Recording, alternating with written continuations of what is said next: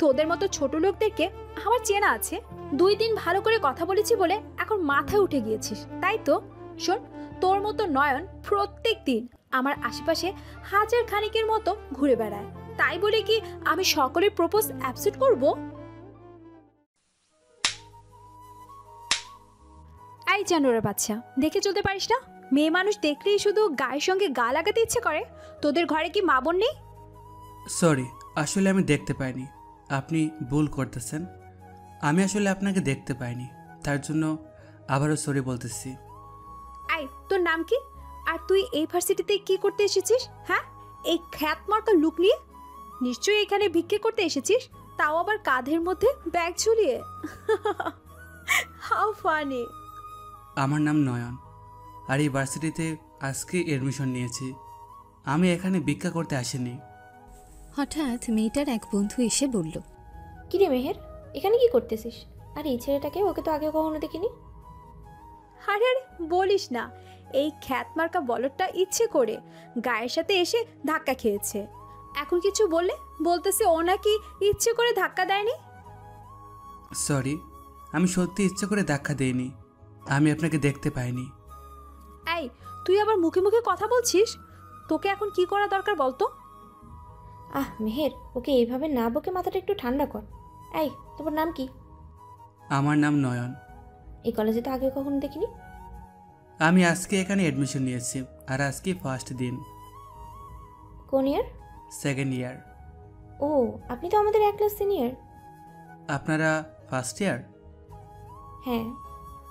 এই, তুই কি শুরু করলি? কি এই খ্যাতমার্কা বলদটার সাথে এত কথা কিসের? এইসব ছেলেদের একটু সুযোগ দিলে মাথায় চড়ে বসে। চল এখান থেকে। মেহের, সবসময় এমন করিস না তো। ওরাও মানুষ আমাদের মতো, একটু গরিব আমাদের চেয়ে, কিন্তু তাই বলে আমাদের এইভাবে ওদেরকে অপমান করা ঠিক উচিত না। হাসছে আমার ভালো মানুষই রে। এই, তুই চুপ কর, আমার সাথে চল। এই ছেলেকে তো পরে দেখে নেব। আর এই ছেলের নাম যেন কি বললে? নয়ন। তোমাকে আমি পরে দেখে নিচ্ছি, ভেবে নিও না আমাদের সিনিয়র বলে আমি মেহের তোমাকে ছেড়ে দিব। আপু, আমি বলতেছি আপনাকে আমি ইচ্ছে করে ধাক্কা খাইনি। আমি শুধু শুধু মিথ্যা কেন বলবো? আর আপনার সাথে তো আমার কোনো শত্রুতা নেই যে আপনাকে শুধু শুধু ধাক্কা দিতে যাব। মেহের কিছু বলতে যাবে তার আগেই আনা মেহেরকে হাত ধরে টেনে নিয়ে যায়। যেতে যেতে নয়নের উদ্দেশ্যে আনা বলে, সরি, ওর কথা কিছু মনে করবেন না। ও আসলে একটু রাগী তো, সেই জন্য একটু হার্ড ব্যবহার করেছে, কিন্তু ওর মনটা অনেক ভালো। আসছি, ভালো থাকবেন, পরে আবার দেখা হবে। নয়না সেখানে না দাঁড়িয়ে সোজা তার ক্লাসে চলে যায়। ক্লাসে যাওয়ার পর নয়নের বেস্ট ফ্রেন্ড রাতুল নয়নকে জিজ্ঞেস করলো, কিরে নয়ন, এত দেরি হলো কেন আজকে আসতে? সেই কখন থেকে তোর জন্য বসে আছি, কিন্তু তোর কোনো খবরও নেই। আর বলিস না, রাস্তায় আসার সময় একটা মেয়ের সঙ্গে ধাক্কা লেগে যায়। তারপর মেয়েটা যা ইচ্ছে তাই বলে অপমান করে। বড়লোক বাবার বিগড়ে যাওয়া মেয়ে হয়তো। আমিও সরি বলে চলে আসি এখান থেকে, কিন্তু মেয়েটা নাছুর বান্দা। তারপর মেয়েটার বান্ধবী এসে মেয়েটাকে নিয়ে যায়, আর আমি ক্লাসে আসলাম।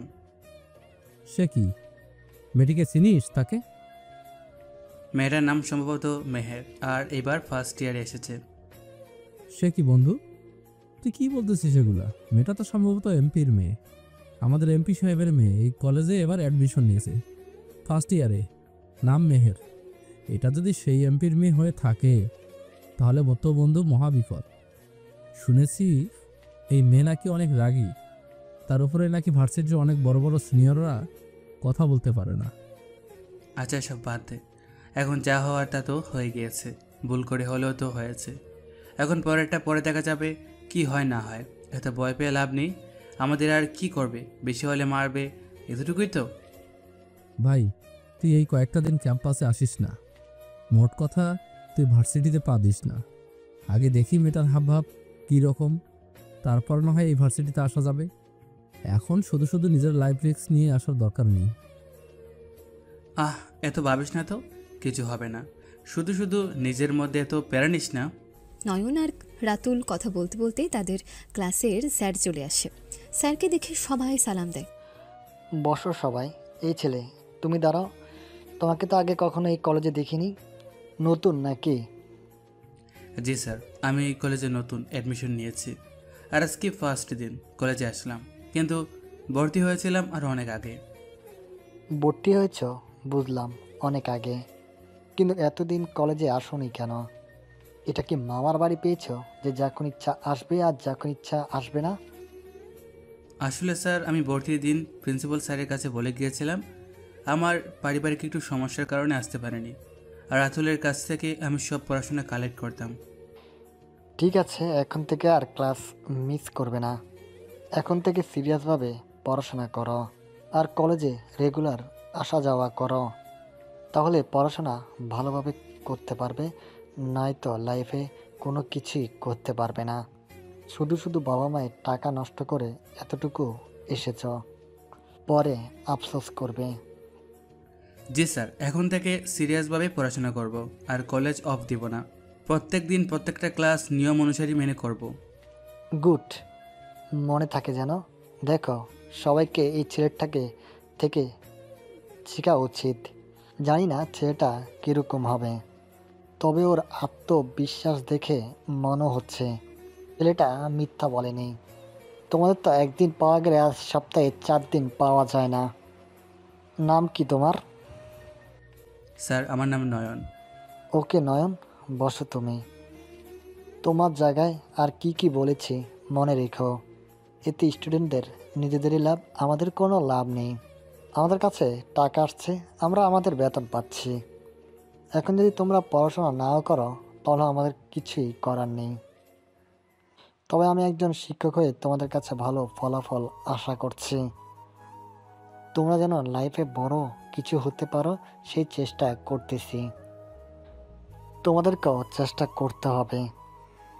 ক্লাসের সকলে একসঙ্গে বলে উঠল। অবশ্যই স্যার, আজ থেকে আমরা সকলে অক্লান্ত পরিশ্রম করব। আপনাদের পরিশ্রম বৃথা দিতে দেব না। আমাদের বাবা মায়ের টাকাগুলো অযথা নষ্ট করতে দেব না। আজ থেকে সকলে মনোযোগ দিয়ে পড়াশোনা করব এবং আপনাদের কথা অনুযায়ী চলার চেষ্টা করব। ওকে, তোমরা মনে রেখো, পরিশ্রম সৌভাগ্যের চাবিকাঠি। তোমরা এখন যত পরিশ্রম করবে ভবিষ্যতে ঠিক ততটাই তোমরা উন্নতি করতে পারবে। চলো এখন ক্লাস শুরু করি। অনেক কথা বলা হয়েছে, যে কথাগুলো বললাম সেগুলো তোমরা মনে রেখো আর যথাযথ ব্যবহার করো। একে একে কয়েকটা ক্লাস করার পর যখন রাতুলের খিদে পায় তখন নয়নকে রাতুল বলল। নয়ন বন্ধু, চল ক্যান্টিন থেকে কোনো কিছু খেয়ে আসি।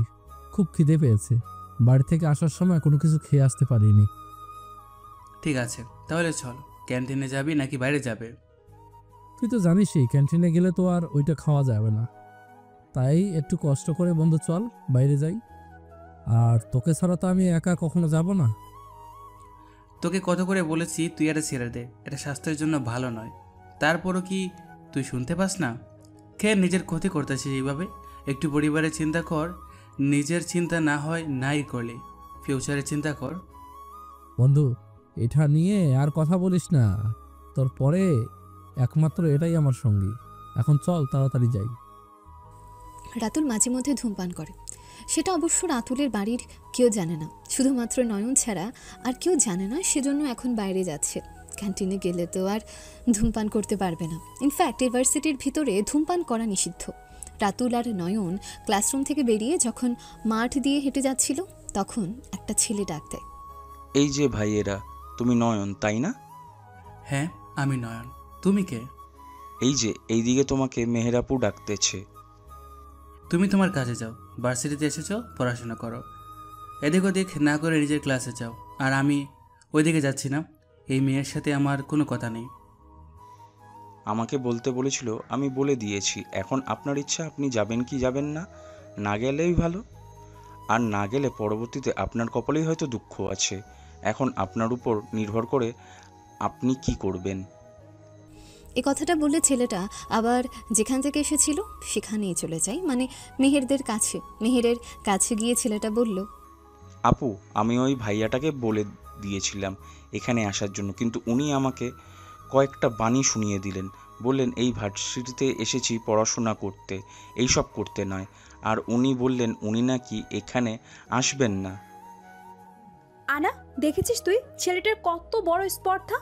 আমি ডেকেছি তারপরও আসলো না। ওকে তো আমি মেরেই ফেলতে ইচ্ছে করতেছে। এখন তুই বল ওকে কি করতে পারি?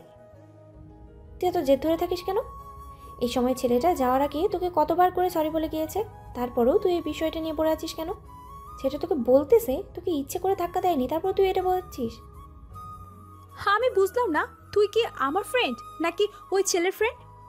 তুই আমার ফ্রেন্ড হয়ে তুই ওই ছেলের পক্ষে কথা বলতেছিস, এটা আমি মানতে পারছি না। দেখ দোস্ত, আমি কারোর পক্ষ নিয়েই কথা বলতেছি না, যেটা সত্যি আমি সেটাই বলতেছি। যেটা এখানে পড়াশোনা করতে এসেছে, হয়তো কোনো দরিদ্র ফ্যামিলি হতে দেখি তো বোঝা যায়, তাই বলে তো আমরা ওর লাইফটা এইভাবে নষ্ট করতে পারি না। সেই অধিকার আমার বা তোর কারণই নেই। এইসব ছোট লোকদের আমার খুব ভালো করে জানা আছে, বুঝেছিস? এরা প্রথমে মনে করে নিচ থেকে এসে ধাক্কা খাবে, তারপরে বলবে সরি। আমি আসলে দেখতেই পাইনি। যখন তুই মাপ করে দিবি তখন ঠিকই আবার তোর পেছন পেছন কুকুরের মতো ঘুরঘুর করবে। তারপর একসময় তোকে অফার করবে প্রেম করার জন্য। যখন তুই রাজি হয়ে যাবে তখন রাজ্যসহ রাজকন্যা তার, তখন সারা জীবন শ্বশুরের টাকায় চলবে পায়ের উপর পা তুলে। দোস্ত, সবাইকে তোর এই মাইন্ডে যাচাই করিস না। সবাই কিন্তু একরকম না। তোর আর আমার মাইন্ড যেমন সবসময় একরকম কাজ করে না, ঠিক তেমনই সবাই সবার চিন্তা একরকম হয় না। ওরা এখন এখান থেকে চলে গিয়েছে, ওদেরকে আর ডিস্টার্ব করবি না, বলে দিলাম। আচ্ছা, এখন চল ক্লাসে যাই। ওকে আমি এখানে ডেকেছিলাম, ও আসেনি। এখন ওর বিচার তো একসময় না একসময় করবই। আমি সেটা হোক আজ কিংবা কাল বা পরশু, যেই দিনই হোক আমি ওর বিচার করেই ছাড়বো। আমি এতক্ষণ কাকে কি বোঝালাম? তোকে না বুঝিয়ে এতক্ষণ একটা গাছকে যদি বোঝাতাম, তাহলে ওই গাছটাও আমার কথাটা বুঝতে পারত, কিন্তু তুই সেটা বুঝতে পারছিস না। রাতুল আর নয়ন দুজনেই একটা চায়ের দোকানে বসেছে। চায়ের দোকানটা ওদের ভার্সিটির পিছন দিকে, যেখানে বেশি একটা মানুষ আসা যাওয়া করে না। রাতুলের হাতে একটা সিগারেট আর 1 কাপ চা, নয়নের হাতে 1 কাপ চা, রং চা। রাতুল চা খেতে খেতে নয়নকে বলল, দোস্ত, ওই সময় যে তোকে যেতে বললো, এটা কি সেই মেয়েটা নাকি যার সাথে ধাক্কা খেয়েছিলি? বললো তো মেহের, আমারও মনে হয়েছে সেই মেয়েটাই। ওই মেয়েটার নামও মেহের ছিল। আর তুই তো বললি যে ওই মেয়েটার নাকি অনেক পাওয়ার ভার্সিটিতে, সেই জন্য হয়তো ছেলেটা মেয়েটিকে আপু আপু বলতেছিল। দোস্ত, মেয়েটা তোকে ডেকেছিল, এখন না গিয়ে তো মেয়েটাকে আরো রাগিয়ে দিয়েছিস। পর যদি মেয়েটা আবার তোকে কোনো কিছু করে বসে, তখন কি করবি? তোকে বললাম তো, তুই এত চিন্তা করিস না, কিছুই হবে না, সব কিছু আমি সামলে নিব। এত ভয় পাওয়ার কিছু নেই এখানে। মেয়েটা যদি কোনো কিছু না করে তাহলে বাঁচা যায়। এরা বড় লোক, বাবার বিগড়ে যাওয়ার সন্তান। আমাদের মতো মধ্যবিত্ত ফ্যামিলিদের কষ্ট ওরা কি করে বুঝবে? ওদের বাবার অবৈধ টাকা কামিয়ে ঘরের ভিতরে নিয়ে আসে, আর এই মেয়েগুলো বাইরে এইভাবে উড়ায় টাকাগুলো। বন্ধু বান্ধবদের সাথে পার্টি করে, ডান্স করে, ক্লাবে গিয়ে। এরা যা ইচ্ছা করুক, সেটা আমাদের দেখার বিষয় না। ওদের ব্যাপারে আমাদের কোনো কিছু না বলাটাই ভালো। ওরা ওদের বাবার টাকা দিয়ে যা ইচ্ছা তাই করুক, সেটা আমাদের বলার কোনো অধিকার নেই। শেষ হয়েছে, এখন চল ক্লাসে যাই। অনেক কথা হয়েছে, এখন চল। রাতুল আর নয়ন চা শেষ করে ওইখানের বিল মিটিয়ে তারপর তারা হাঁটতে হাঁটতে মাঠ পেরিয়ে চলে যায় তাদের ক্লাসে। ক্লাসে যাওয়ার কিছুক্ষণ পর স্যার আসে। তারপর একে একে আর 2টা ক্লাস করার পর ছুটি হয়ে যায়। রাতুল আর নয়ন ইউনিভার্সিটির বাইরে এসে দুজন দুই রাস্তা ধরে চলে যায়। তাদের দুজনের বাসা 2 দিকে। তারা দুজন 2টা রিক্সা নিয়ে চলে যায় তাদের বাসার গন্তব্যে। নয়ন বাসায় গিয়ে ফ্রেশ হয়ে ভাত বসিয়ে দেয় কুকারে। তখনই রাতুলের ফোনে একটা কল আসে। রাতুল ফোনটা বিছানার উপর থেকে হাতে নিয়ে দেখে, তারপর রাতুলের মুখে একটা মুচকি হাসি চলে আসে। কেমন আছো আম্মু? আলহামদুলিল্লাহ, আমি ভালো আছি বাবা, তুই কেমন আছিস? এই তো আছে আলহামদুলিল্লাহ ভালো। কি করতেছো? দুপুরে খেয়েছো তোমরা? হ্যাঁ বাবা, খেয়েছি আমরা। তুই খেয়েছিস? আর কি করতেছিস এখন? মাত্র কলেজ থেকে আসলাম, এখন ফ্রেশ হয়ে ভাত বসিয়েছি কুকারে। ভাত হলে তারপর খাবো। তোকে তো বলেছিলাম এখানে চট্টগ্রাম থেকে পড়, কেন দূরে ঢাকা গিয়েছিস? এখন এই কষ্টগুলো করতে হচ্ছে তোকে একা একা। ওদিকে বুয়া নেই যে কাজ করে দিয়ে যাবে, একজন বুয়া রেখে দে, সে এসে বাড়ির যাবতীয় কাজগুলো করে দিয়ে যাবে। এভাবে তুইও একটু ফ্রি থাকবি আর বাড়ির কাজগুলো হয়ে যাবে। আম্মা, তুমি এত কিছু নিয়ে চিন্তা করো না তো, আমি সব কিছু সামলে নিতে পারবো। এইদিকে একটু কষ্ট হবে না। আর বাড়িতে এত কিছুর মধ্যে আমার এত ভালো করে পড়াশোনা হবে না যতটা এখানে করব। বাবা, তোকে ছাড়া ভালো লাগে না বাড়িতে একটুও।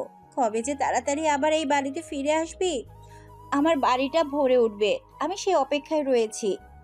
আর মাত্র 2.5 বছর, তারপর সে আগের মতোই বাড়িতে চলে যাব আমি। আর কালকেই তো বাড়ি থেকে আসলাম মাত্র, এখনই মিস করতেছ? আমি তো ভাবতেছি এই বছরের ভিতরে আর বাড়িতে যাব না। বাড়িতে গেলে আমার ক্লাস মিস হয়ে যাবে, আর পড়াশোনা তো হবে না বাড়িতে যাওয়ার পর। বাবা, তুই আমাদের ছেড়ে কিভাবে এত দূরে থাকতেছিস?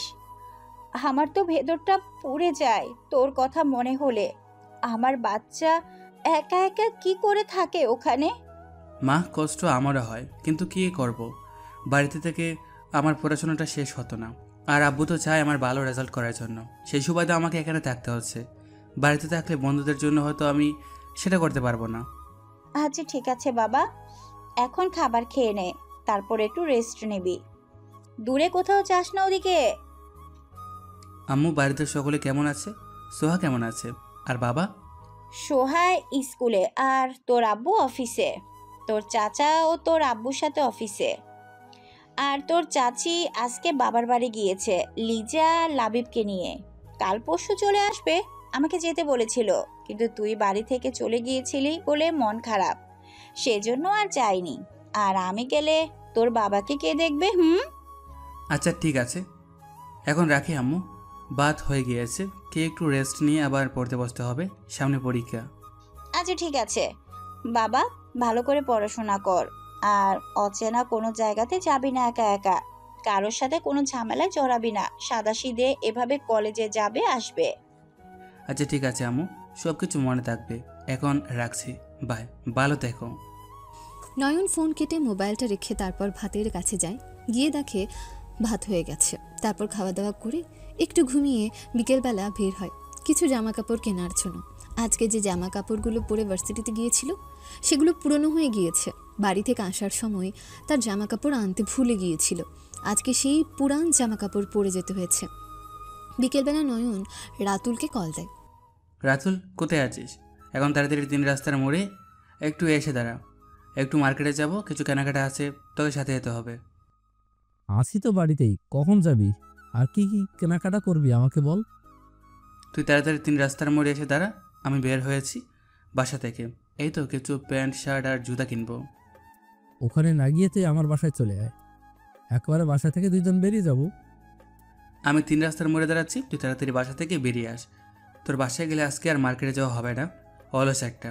আমি আবারও বলতেছি, আমি 3 রাস্তার মোড়ে দাঁড়িয়ে থাকবো, তাড়াতাড়ি চলে আয়। অলরেডি বাসা থেকে বেরিয়ে গিয়েছি আমি। হ্যাঁ হ্যাঁ, শুনতে পেয়েছি আমি। ফোন রাখ, আমি ফ্রেশ হয়ে বের হচ্ছি, লেট হবে না। নয়ন ফোন রেখে একটা রিক্সা ডাক দেয়। এই যে মামা, যাবেন? কোথায় যাবেন মামা? অমুক মার্কেটে। কত টাকা ভাড়া নেবেন? ওঠেন মামা, যত টাকা ভাড়া আছে তত টাকাই দিবেন। আপনার কাছ থেকে কি 10 টাকা বেশি নিয়ে আমি বড়লোক হয়ে যাব? সেই আমাকে রিকশায় চালাতে হবে কালকে, তাই আপনার কাছ থেকে শুধু শুধু 10 টাকা বেশি নিয়ে আপনাকে ঠকিয়ে তো আমার কোনো লাভ নেই। নয়ন আর কিছু বলল না, সোজা রিকশায় উঠে তারপর যেখানে রাতুলকে বলেছিল এসে দাঁড়াতে সেখানে গিয়ে দেখে রাতুল অলরেডি দাঁড়িয়ে আছে। রাতুলকে দেখে নয়ন অবাক হয়ে জিজ্ঞেস করলো, কী রে রাতুল, তুই আজকে এত তাড়াতাড়ি কীভাবে সম্ভব? তোকে তো ফোন করে আনা যায় না, আর আজকে আমি আসার আগেই এখানে এসে দাঁড়িয়ে আছিস? ব্যাপারটা ঠিক বুঝলাম না, বুঝিয়ে বলতো। দোস্ত, আমিও তোকে কল দিতাম, ফোনটা হাতে নেওয়া মাত্র তুই কল করেছিস। আমারও কোনো কিছু কেনাকাটা রয়েছে, সেগুলোই করতে যাব। তারপর আমি রেডি হয়ে তোকে ফোন দিতে যাই, তুই ঠিক ফোন দিস সে সময়। আর তাই তোর ফোন দেওয়ার সাথে সাথে আমি বের হয়ে যাই বাসা থেকে। ও, তাহলে এই ব্যাপার। তাই তো বলি, যে ব্যক্তিকে একটা জায়গায় 10 টাকা দিয়েও বের করা যায় না, সে বাসা থেকে, সেই ব্যক্তি আজকে আমি আসার আগেই এখানে এসে হাজির। হয়েছে ভাই, তোর দাঁত দেখানো বন্ধ কর। এবার কদিন ধরে ব্রাশ করিস না, হ্যাঁ? কতটা খারাপ দেখা যাচ্ছে তোর এই দাঁতগুলো। এভাবে বলিস না দোস্ত, কষ্ট লাগে তো। শুধু আজকেই ব্রাশ করিনি, আর নয়তো প্রতিদিন ব্রাশ করি তো আমি। নয়ন অবাক হয়ে রাতুলের দিকে তাকিয়ে, তোকে এমনিতেই টাস্কি দিলাম, আর তুই গড়গড় করে সত্যি কথা বলে ফেললি। বাহ, কি সুন্দর, বাহ। রাতুল আর নয়ন কথা বলতে বলতে চলে আসে মার্কেটের সামনে।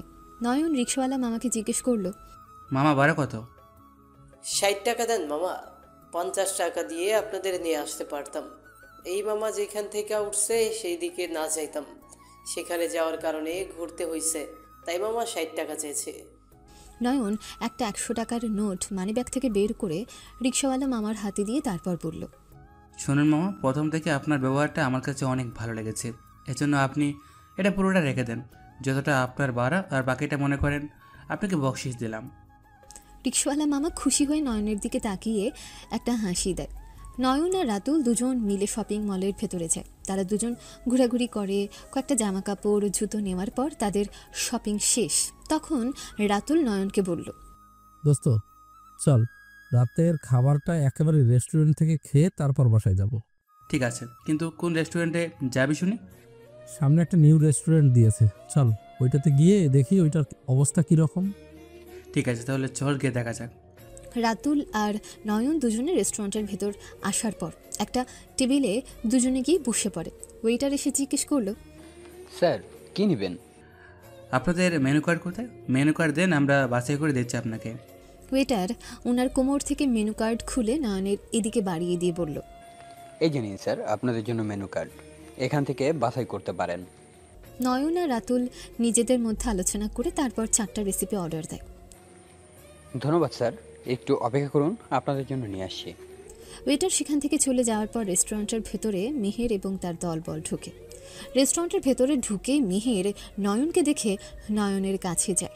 নয়নের কাছে গিয়ে মেহের নয়নকে বলল, কি রে ছোট লোক সাহেব, আপনিও রেস্টুরেন্টে চলে এসেছেন খেতে? পকেটে মানি আছে তো নাকি? আমার পকেটে মানি আছে নাকি কাগজ আছে সেটা একান্তই আমার ব্যক্তিগত ব্যাপার। আমি আপনাকে সেইটা বলতে চাচ্ছি না। এখন আপনি আসতে পারেন এখান থেকে। মেহের নয়নের কথা শুনে রেগে যায়। তারপর নয়নের কলার ধরে বলল, এই ছোট লোকের বাচ্চা, তোকে কোনো কিছু বলছি না দেখে বেশিবার বেড়েছিস তাই না? তোকে আজকে কলেজের মধ্যে সবার সামনে অপদস্থ করার ইচ্ছা ছিল আমার, কিন্তু আমি তা করিনি। চিন্তা করিস না, কালকে ঠিকই করব। আর এখন এখান থেকে বের হয়ে যাবি সোজা। নয়ন তখন কিছু বলতে যাবে, মেহেরের কথার পরিবর্তে তখন রেস্টুরেন্টের ম্যানেজার আসে। সেখানে ম্যানেজার সাহেব এসে মেহেরের কথাগুলো শোনার পর মেহেরকে উদ্দেশ্য করে বলল, ম্যাম আপনারা ওই পাশে গিয়ে বসুন প্লিজ। আপনারা কোনো রকম এখানে গন্ডগোল পাকাবেন না, আর নয়তো আপনারা বেরিয়ে যেতে পারেন। ওনারা প্রথম থেকে বসে আছেন আপনাদের আগে। এখানে আমাদের কোনো কাস্টমারকে অপমান করা যাবে না আমাদের সামনে। ম্যানেজার সাহেবের কথা শুনে আবারও মেহের রেগে যায়। রেগে গিয়ে ম্যানেজার সাহেবকে বলল, আপনি আমায় চিনেন না মিস্টার? আমি এখানের এমপির মেয়ে। না জেনে না বুঝে কাউকে কোনো কিছু বলবেন না, এতে পরবর্তীতে পস্তাতে হবে। ম্যাম আমি কি আপনার কাছে জানতে চেয়েছি আপনি কে বা কারা বা কোথা থেকে এসেছেন? আপনি যদি ভদ্রভাবে আমাদের রেস্টুরেন্টে চলতে পারেন নিয়ম অনুযায়ী, তাহলে আপনি এখানে আসতে পারেন, আর নয়তো ওই যে দরজা ওই দিকে। ম্যানেজার সাহেবের কথা শুনে মেহের রেগে নয়নের দিকে তাকিয়ে নয়নকে শাসিয়ে বলল, তোর জন্য আজকে আমাকে এখানে অপমানিত হতে হয়েছে। এর বিচার আমি কিভাবে করব তুই শুধু খালি দেখবি। মেহের এটা বলে সেখান থেকে বেরিয়ে যায়। এতক্ষণ মেহেরের এই কাহিনী রাতুল দু চোখে দেখে বসে থাকে। মেহের চলে যাওয়ার পর ম্যানেজার সাহেব নয়নকে উদ্দেশ্য করে বলল, সরি স্যার, আসলে আমাদের এইখানে কাস্টমারদের এভাবে অপমান করা হয় না, বাট এখানে আমাদের কর্তৃপক্ষের কোনো লোক ছিল না, থাকলে হয়তো এতক্ষণ আপনাদের এত কথা শুনতে হতো না, তার জন্য আমি সরি। প্রবলেম নেই, বাট আমার জন্য তো আপনাদের এতগুলো কাস্টমার ছুটে গিয়েছে। তাহলে আমাদের এমডি স্যারের গুরুত্বপূর্ণ নির্দেশ, এখানে কোনো ভদ্র মানুষ ছাড়া অভদ্র মানুষের জায়গা নেই। হোক 100 টাকার জায়গায় 10 টাকা সেল, তারপরও আমাদের এইখানে কোনো অভদ্রতা চলবে না। হ্যাঁ, আপনাদের এমডি স্যারের এই পদক্ষেপটা আমার কাছে অনেক ভালো লেগেছে। নয়ন আর ম্যানেজারের কথার মাঝখান দিয়ে ওয়েটার খাবার নিয়ে আসে। এখানে খাবারটা টেবিলের মধ্যে সাজিয়ে দিয়ে তারপর ওয়েটার এবং ম্যানেজার সেখান থেকে চলে যায়। তখন রাতুল বলে উঠল, দোস্ত এই মেয়ের সাথে যেখানেই যাচ্ছি সেখানেই দেখা হচ্ছে কেন? এটা তো জমের মতো আমাদের পিছনে পড়ে রয়েছে। পিচ্ছি একটা মেয়ে, দেখতে কিন্তু এটার মধ্যে এত তেজ বোঝা যাচ্ছে না। দেখতে তো খুবই ভদ্র সভ্য একটা মেয়ে লাগে, কিন্তু এটার ভেতর যে এত তেজ প্রথম দেখায় কেউ বুঝতেই পারবে না। পরিবার থেকে ভালো শিক্ষা দিতে পারেনি, বুঝেছিস? কার সঙ্গে কীভাবে কথা বলতে হয় সেটা এখনও জানে না। বড়লোক বাবাদের বিগড়ে যাওয়া সন্তানেরা এরকমই। তা ঠিক বলেছিস, গুরুজনদের সাথে কিভাবে কথা বলতে হয় সেগুলো আজ পর্যন্ত হয়তো শিখিনি, নাহলে ম্যানেজার সাহেবের সাথে কী রকম ব্যবহার করে গেল। আচ্ছা বাদ দে, এখন খাবার এসেছে, খাবার খেয়ে তারপর যাওয়ার সময় না হয় বাকিটা আলোচনা করা যাবে। তারা দুজন রেস্টুরেন্টে খাবার খেতে খেতে রাত 8টা বেজে যায়। তারপর একটা রিক্সা করে রাতুলকে রাতুলের বাড়ির সামনে নামিয়ে দিয়ে নয়ন চলে যায় নয়নের বাড়িতে। নয়ন সেখানে একটা ভাড়া বাসায় উঠেছে, একটা ফ্ল্যাট নিয়ে থাকে এখানে একা। বাড়িতে এসে ফ্রেশ হয়ে জামা কাপড়গুলো গুছিয়ে রেখে একটু পড়াশোনা করার পর ঘুমিয়ে পড়ে।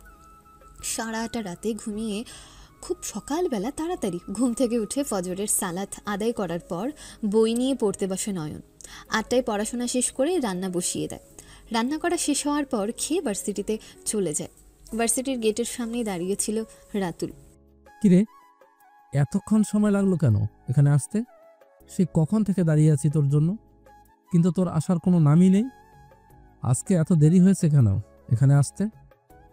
আসলে আসার সময় আজকে রিক্সা পাচ্ছিলাম না, তাই অনেকটা হেঁটে আসার পর একটা রিক্সা পাই, সেই রিক্সা দিয়ে এখানে আসা। হ্যাঁ, আর বলিস না, এই ঢাকা শহরের সবচেয়ে বড় সমস্যা হচ্ছে গিয়ে রিক্সার। তারা সময় মতো কোনো জায়গায় থাকে না, কিন্তু যে সময় দরকার পড়বে না তখন অ্যাভেলেবেল সামনে দিয়ে ঘুরপাক খাওয়া হবে, আর জিজ্ঞেস করবে মামা কোথায় যাবেন, মামা কোথায় যাবেন। হয়েছে, এখন চল কলেজে যাই, নাকি বাইরে দাঁড়িয়ে থাকবে? নয়ন এটা বলে রাতুলকে নিয়ে ভেতরে যাচ্ছিল। ঠিক তখনই বাইরে থেকে 4 জন ছেলে রাতুলকে এবং নয়নকে ডাকে। তারা দুজন ওই 4 জন ছেলের কাছে যাওয়ার পর একটা ছেলে বলল, তুমি নয়ন তাই তো? হ্যাঁ আমি নয়ন। আমি কিন্তু আপনাদের চিনতে পারলাম না, আর আমার নাম জানেন কি করে? আরে এই ছেলেকে এত কিছু বলতে দিচ্ছিস কেন? আর আমরা তো জানতে পেরেছি এটাই নয়ন, শালাকে মারা শুরু কর। এই কথাটা বলে এই ছেলেটা যখনই নয়নকে ঘুষি মারতে যাচ্ছিল ঠিক তখনই নয়ন সরে গিয়ে ওই ছেলেটার হাতটা ধরে ফেলে। তাই সেখানে নয়নের কোনো ক্ষতি হয়নি। এটা দেখে ছেলেটা আরও রেগে যায়। ঠিক তখন আরেকটা ছেলে মারতে আসে, কিন্তু সেই ছেলেটাকে নয়ন নাক বরাবর একটা ঘুষি মারে, যার ফলে ছেলেটার নাক মুখ দিয়ে রক্ত বের হতে শুরু করে। এটা দেখে আর 3 জন ছেলে একসাথে নয়নকে হকি স্টিক দিয়ে মারতে আসে। নয়নের হাতে ছিল ব্যাগ, সেই ব্যাগ দিয়ে একজনকে বাড়ি দিয়ে ফেলে দেয়, আর তার হকি স্টিক নিয়ে ওই দুজনকে মারতে থাকে, যার ফলে 4 জন যুবক নয়নের কিছুই করতে পারেনি। এতক্ষণ দূরে দাঁড়িয়ে দাঁড়িয়ে রাতুল সব কিছু দেখছিল, কিন্তু ও ভয়ে আগাতে পারেনি। রাতুল এসব মারপিটকে অনেক ভয় পায়। নয়ন ওদেরকে মারার পর একজন ছেলের কাছে গিয়ে জিজ্ঞেস করলো, এখানে আমাকে মারার জন্য তোদেরকে কে হায়ার করে পাঠিয়েছে? সত্যি কথা বলবি, তাহলে তোদেরকে ছেড়ে দেব। কথা দিচ্ছি আমি আর একটু মারবো না তোদেরকে। কেউ পাঠায়নি ভাই, কেউ পাঠায়নি, আমরাই এসেছি, কেউ পাঠায়নি আমাদেরকে। নয়ন আরও কিছু বলতে যাবে, ঠিক তখনই রাতুল ওর হাত ধরে টেনে নিয়ে বলল, দোস্ত, এখানে মানুষ জমা হচ্ছে, তাড়াতাড়ি ওঠ এখান থেকে। এখানে আর বেশিক্ষণ দাঁড়িয়ে থাকা যাবে না, এখনই পুলিশ চলে আসবে এখানে। নয়ন আর কোনো কিছু না বলে রাতুলের সঙ্গে হেঁটে ভার্সিটিতে চলে যায়। কিন্তু নয়নের মনে একটা প্রশ্ন থেকেই যায়, সে তো এখানে কারোর কোনো ক্ষতি করেনি, তাহলে তাকে এখানে মারার জন্য কে লোক পাঠাবে? ভার্সিটিতে আসার পর রাতুল আর নয়ন দুজনে মিলে 3টা ক্লাস অ্যাটেন্ড করার পর ক্যাম্পাসে যায়। ওখানে গিয়ে বসে ক্যান্টিন থেকে কিছু খাবার আর পানি জাতীয় কিছু নিয়ে রাতুল আর নয়ন সেখানে গিয়ে বসে। তখনই সেখানে মেহের আর আনা তারা দুজনে আসে। মেহের এসে নয়নের কাছে দাঁড়িয়ে নয়নকে বলল, নয়, আই এম সরি তোমাকে এত কিছু বলার জন্য, তোমার সাথে এত খারাপ ব্যবহার করার জন্য। আমি বুঝতে পেরেছি আমার এই সব কিছু করা ঠিক হয়নি। তুমি ভুল করে অনেকবার সরি বলেছ, কিন্তু আমি না শুনে তোমাকে বারবার অপমানিত করেছি। তার জন্য আমি ক্ষমা চাচ্ছি, আমাকে ক্ষমা করে দাও প্লিজ। রাতুলের মুখের দিকে তাকিয়ে নয়ন রাতুলকে কি যেন ইশারা করলো। রাতুল নয়নকে ইশারায় বুঝালো মাফ করে দিতে। সমস্যা নেই, তুমি তোমার ভুল বুঝতে পেরেছ, তাই অনেক। এখানে ক্ষমা চাওয়ার কোনো প্রয়োজন নেই। আছে, অবশ্যই আছে। তোমার সাথে দেখা হওয়ার পর থেকে আমি তোমার সঙ্গে একটা কথা বলিনি, ভালো করে প্রত্যেকটা কথায় কথায় তোমাকে অপমান করেছি, অপদস্থ করেছি। এবং ভার্সিটির বাহিরেও যেখানে তোমার সাথে দেখা হয়েছে সেখানেও তোমাকে অপমান করেছি। তার জন্য আমি সত্যি সত্যি মন থেকে অনুতপ্ত তোমার প্রতি। প্লিজ আমাকে ক্ষমা করে দাও। আচ্ছা ঠিক আছে, তোমাকে ক্ষমা করে দিয়েছি। না, এইভাবে না। যদি তুমি আমাকে ক্ষমা করে থাকো তাহলে আমাকে তোমার বন্ধু বানাও, তাহলে আমি বুঝবো তুমি আমাকে ক্ষমা করে দিয়েছো। কিন্তু আমাদের তো কোনো মেয়ে বন্ধু নেই, আর আমরা কোনো মেয়ে বন্ধু বানাতে চাই না। আমাদের কোনো মেয়ে বন্ধুর দরকার নেই। সেক্ষেত্রে তোমাকে কি করে আমরা আমাদের সাথে রাখি বলো? তার মানে তুমি আমাকে এখনো ক্ষমা করনি? তাই তো, ক্ষমা করলে তো এখন এইসব বলতেই পারতে না।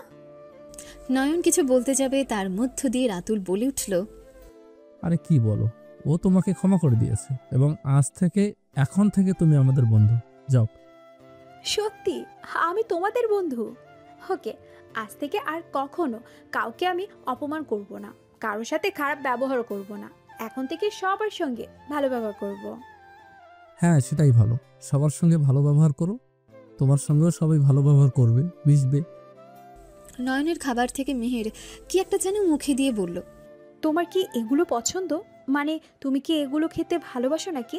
নয়ন কিছু বলতে যাবে, তার আগে নয়নকে থামিয়ে দিয়ে রাতুল বলল, হ্যাঁ, এগুলো নয়নের অনেক পছন্দ। সে সব সময় এই সবই খায় ক্যান্টিনের খাবার আনলে। সেটা তো আমারও অনেক পছন্দ। রাতুল চল, ক্লাসে যেতে হবে। আমাদের টাইম শেষ হয়ে গিয়েছে। এখনই স্যার চলে আসবে ক্লাসে। এখনও না গেলে পরবর্তীতে স্যার পানিশমেন্ট দেবে। আচ্ছা ঠিক আছে মেহের, আমরা এখন আসছি, পরবর্তীতে আবার দেখা হবে। নয়ন, আপনার ফেসবুক আইডিটা কি দেওয়া যাবে? সরি আনা, আমি আমার ফ্রেন্ড লিস্টে কোনো মেয়েদেরকে রাখি না। কিন্তু আমরা তো ফ্রেন্ড, নয়ন, আমাকেও কি ফ্রেন্ড লিস্টে রাখা যাবে না? এটা বলতে বলতে নয়ন ততক্ষণে অনেক দূর চলে গিয়েছে। আনার কথাটা হয়তো নয়ন শুনতে পায়নি।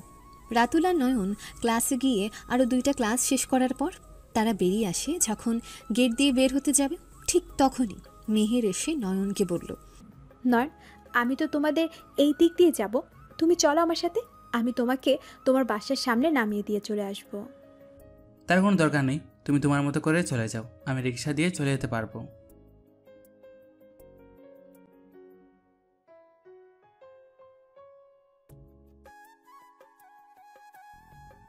দেখো মেহের, এইখানে বারবার ক্ষমার কথা আসছে কেন?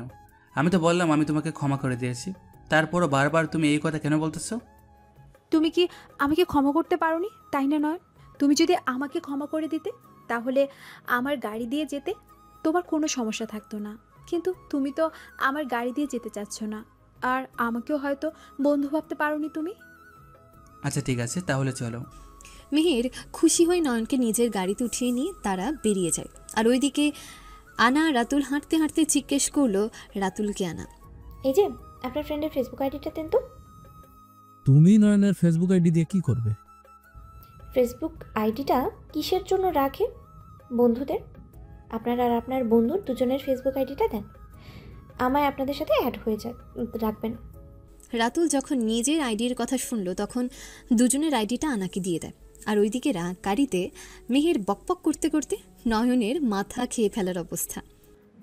নয়ন, জানো আমার এই গাড়িতে তুমি ছাড়া আগে আর কখনো কোনো ছেলে ফ্রেন্ড ওঠেনি। তুমি ফার্স্ট একজন ছেলে যে কিনা আমার সাথে আমার গাড়িতে একসাথে বসে যাচ্ছি আমরা। তাহলে তুমি আমাকে তোমার গাড়িতে উঠালে কেন?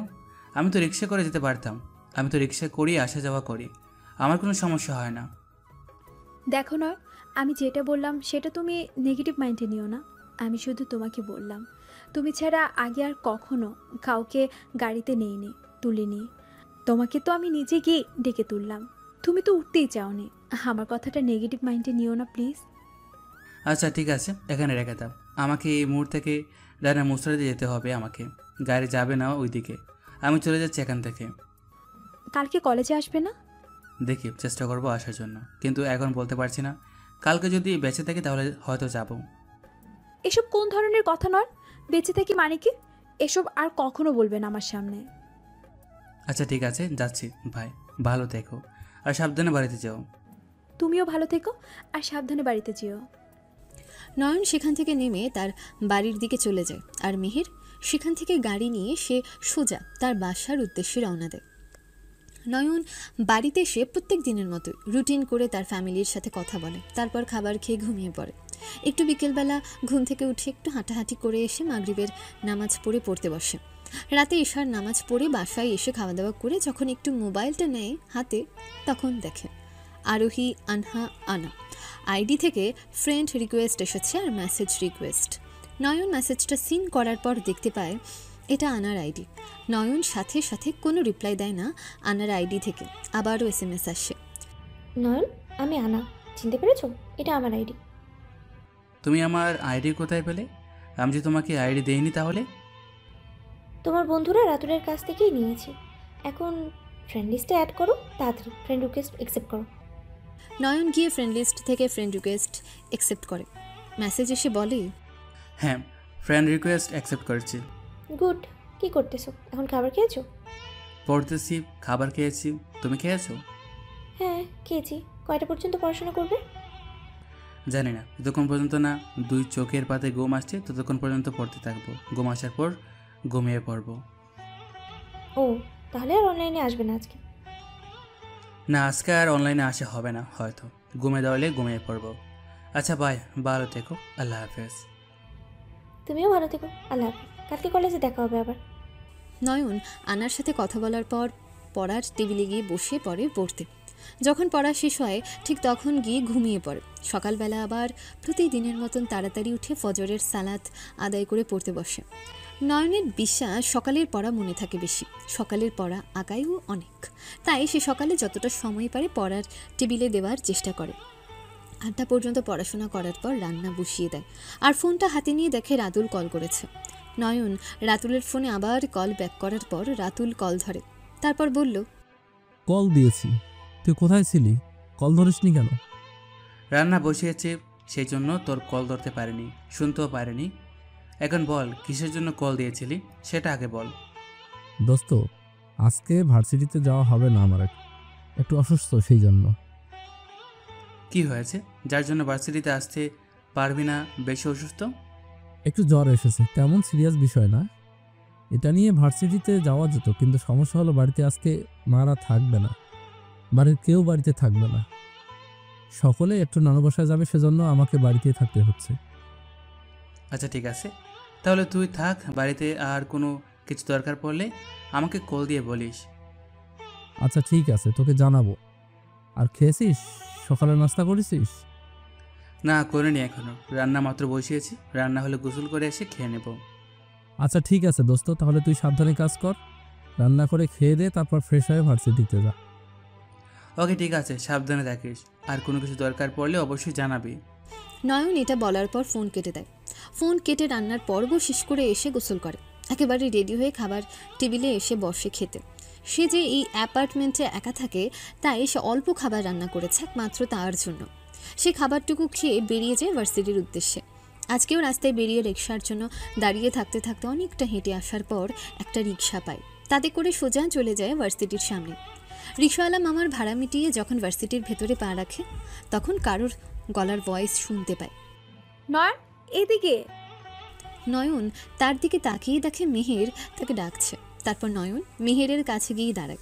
মেহেরের কাছে দাঁড়িয়ে মেহেরকে কোয়েশ্চেন করে, ডেকেছিলে আমায়? কিছু বলবে নাকি কোনো দরকার?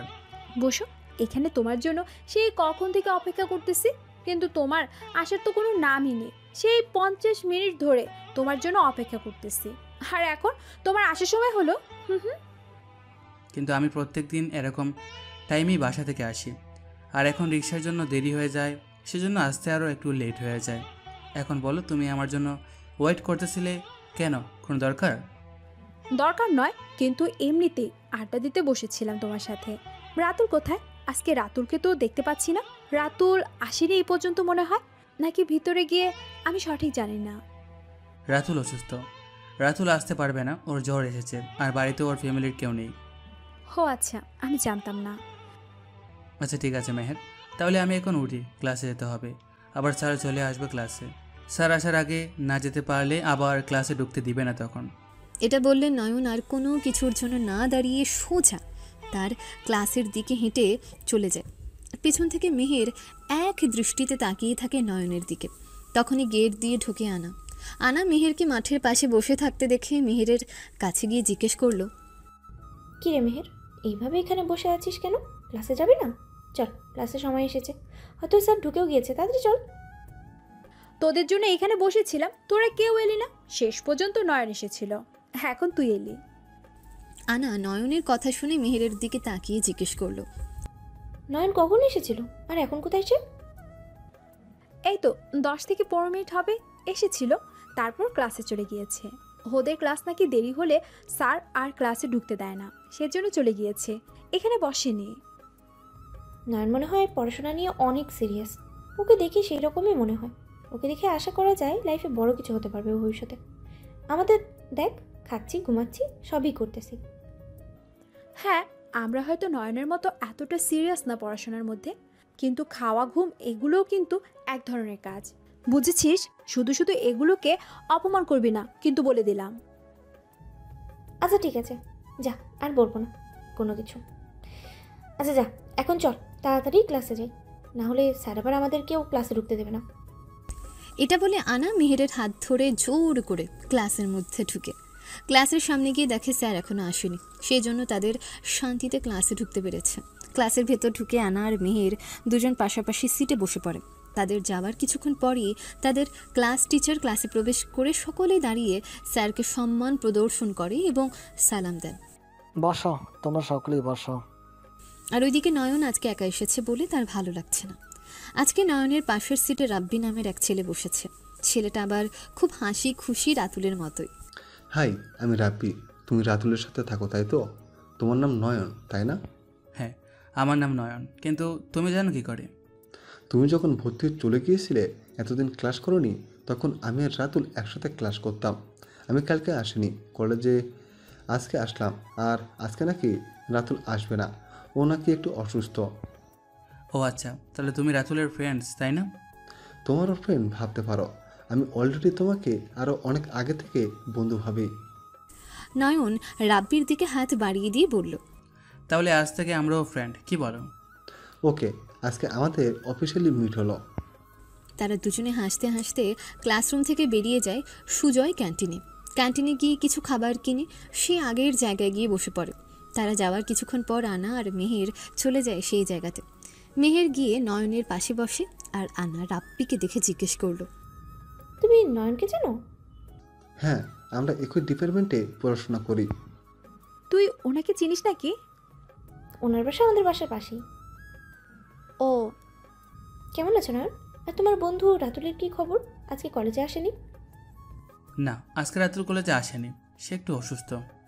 ও আচ্ছা ঠিক আছে, এখন চলো সকালে মিলিয়ে ফুচকা খেয়ে আসি, আমি ট্রিট দেবো সবাইকে। তোমরা যাও, আমি এখন ক্লাসে যাব।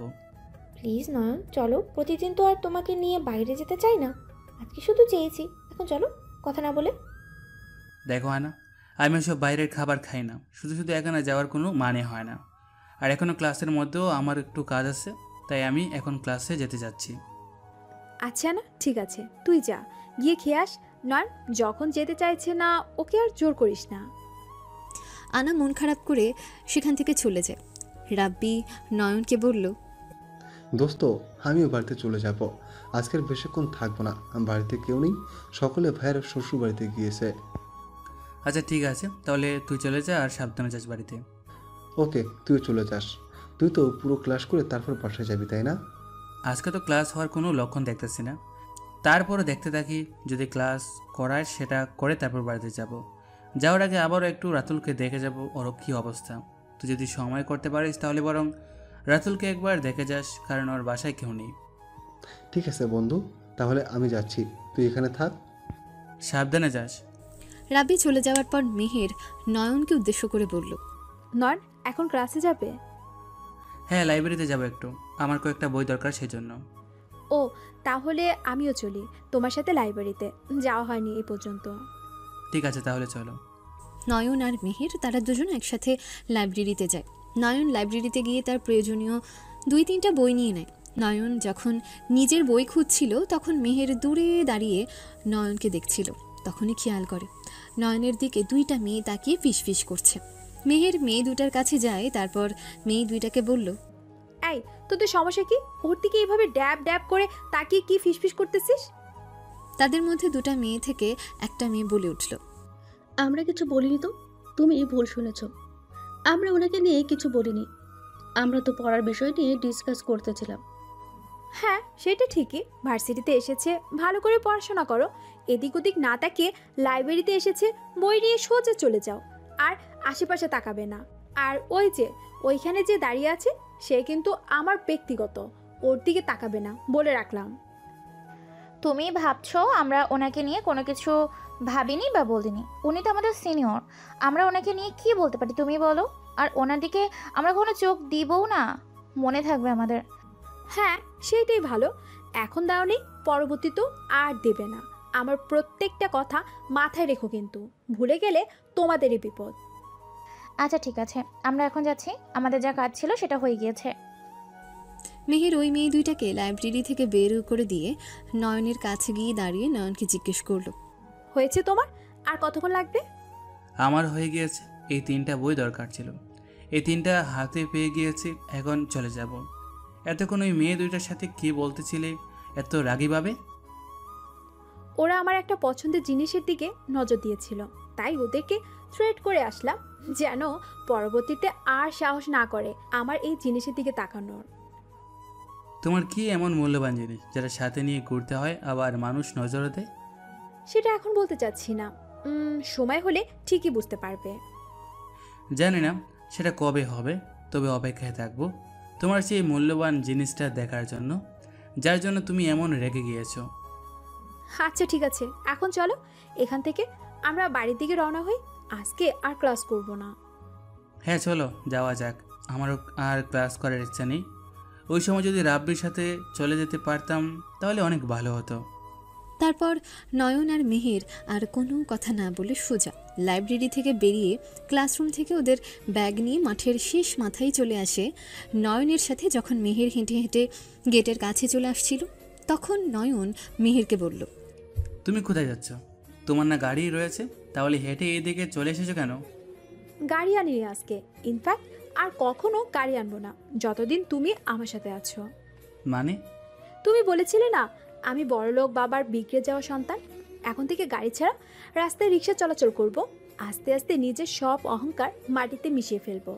আমি দেরিতে হলেও বুঝতে পেরেছি অহংকারী মানুষের পতন নিশ্চিত, যেটা তুমি আমাকে বুঝিয়েছ। ও আচ্ছা, তোমার কথার মধ্যে লজিক আছে, কিন্তু তুমি ওভাবে রিক্সায় চলাচল আগে কখনো করোনি, এখন হঠাৎ করে রিক্সায় যাতায়াত করতে পারবে? সমস্যা হবে না? তুমি পাশে থাকলে অবশ্যই করতে পারবো, আস্তে আস্তে আমায় সব শিখিয়ে দিও, সমস্যা নেই। আমি পাশে থাকলে মানে বুঝলাম না, বারবার তুমি শুধু এই কথা বলতেছো কেন? আমি পাশে থাকলে তোমার জন্যই তো আমি আমার নর্মাল লাইফে ফিরতে পেরেছি, এইসব অহংকার বন্ধ করেছি, বাজে স্বভাব ছেড়ে দিয়েছি, সেই জন্য তোমাকে আমার বন্ধু বানিয়েছি, যেন তোমার দ্বারা আমি আমার নর্মাল লাইফে ফিরে আসতে পারি। আমি সাহায্যের জন্য তোমার দিকে হাত বাড়িয়েছি, আমায় সাহায্য করবে না তুমি? তুমি ভালো হতে চাচ্ছ, আর আমি সাহায্য করবো না কেন? অবশ্যই আমি আমার সর্বোচ্চটা দিয়ে তোমাকে সাহায্য করার চেষ্টা করব। যে কোনো সাহায্য চেয়েও প্রয়োজন পড়লে আমাকে ডাকবে, আমি নির্দ্বিধায় তোমাকে সাহায্য করার জন্য চলে যাব। ধন্যবাদ তোমায়। তখন ইউনিভার্সিটির সামনে একটা খালি রিক্সা দেখতে পায়। এই যে মামা, এদিকে আসুন, যাবেন এই ঠিকানায়? হ্যাঁ মামা উঠুন। মেহের, এই রিক্সা দিয়ে তুমি চলে যাও বাসায়, আমি পরবর্তীতে আসতেছি। তুমি পরে আসবে কেন?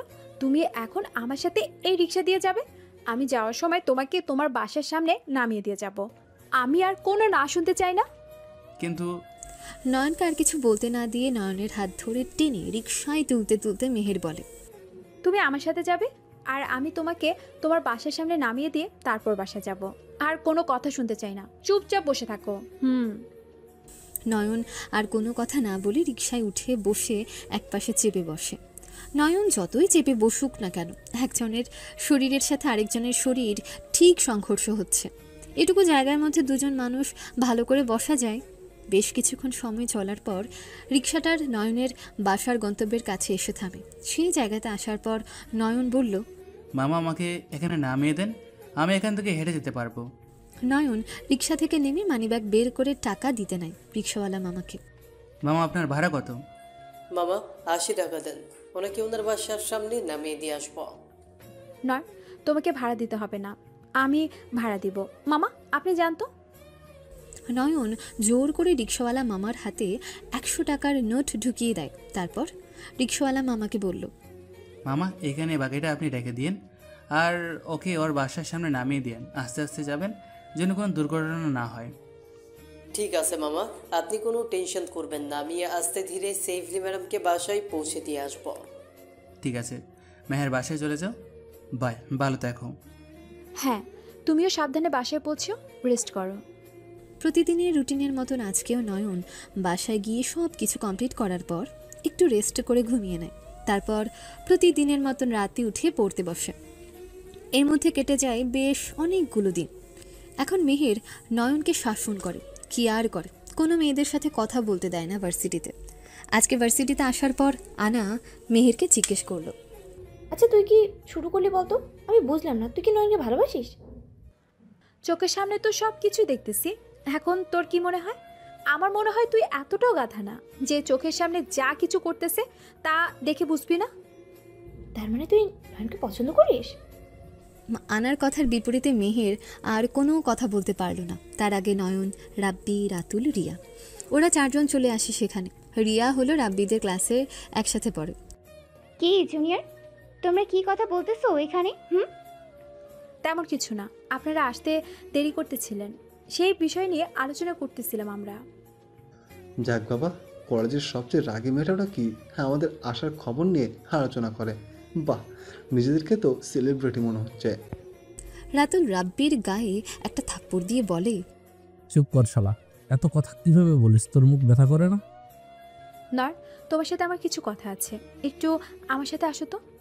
এখানেই তো বলতে পারো, আমরাই তো এখানে, তো আর বাইরের কোনো মানুষ নেই যে শুনলে অসুবিধা হবে। ব্যাপারটা একটু পার্সোনাল। তোরা ক্লাসে যা, আমি ক্লাস শুরু হওয়ার আগে চলে আসবো।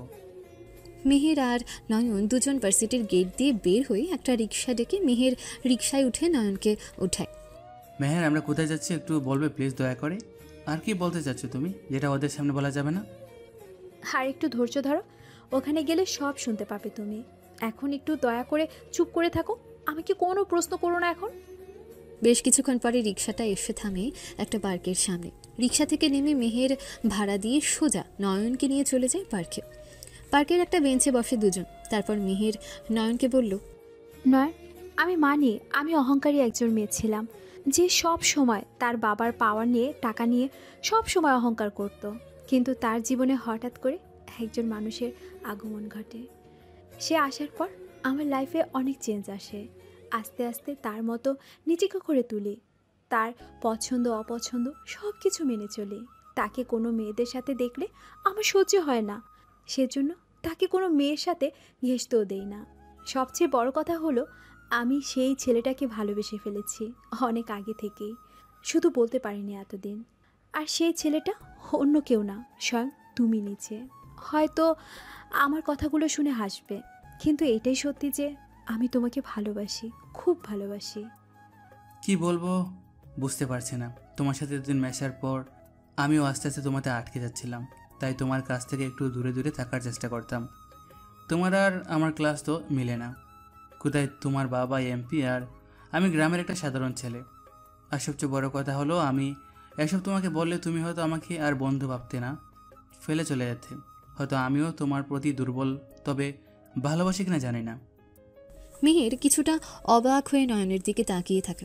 মেহের নয়নের একটা হাত ধরে নয়নের আরই একটু কাছে গিয়ে বসে নয়নকে বলল, কবে থেকে ভালোবাসো আমায় নয়ন? ভালোবাসি কিনা জানি না, তবে তোমার প্রতি আমার একটা মায়া কাজ করে, আর সেটাও কবে থেকে তাও বলতে পারি না।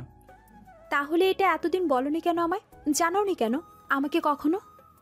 এই যে একটু আগে বললাম, যদি তোমায় বলতাম তুমি যদি বন্ধুত্ব ভেঙে দিতে, তাহলে আমি ভেবেছিলাম হয়তো কখনো তোমায় এগুলো বলবো না, কারণ আমি তো তোমার সমান নই। কোথায় তোমরা আর কোথায় আমরা, আকাশ পাতাল পার্থক্য আমাদের দুজনের মধ্যে।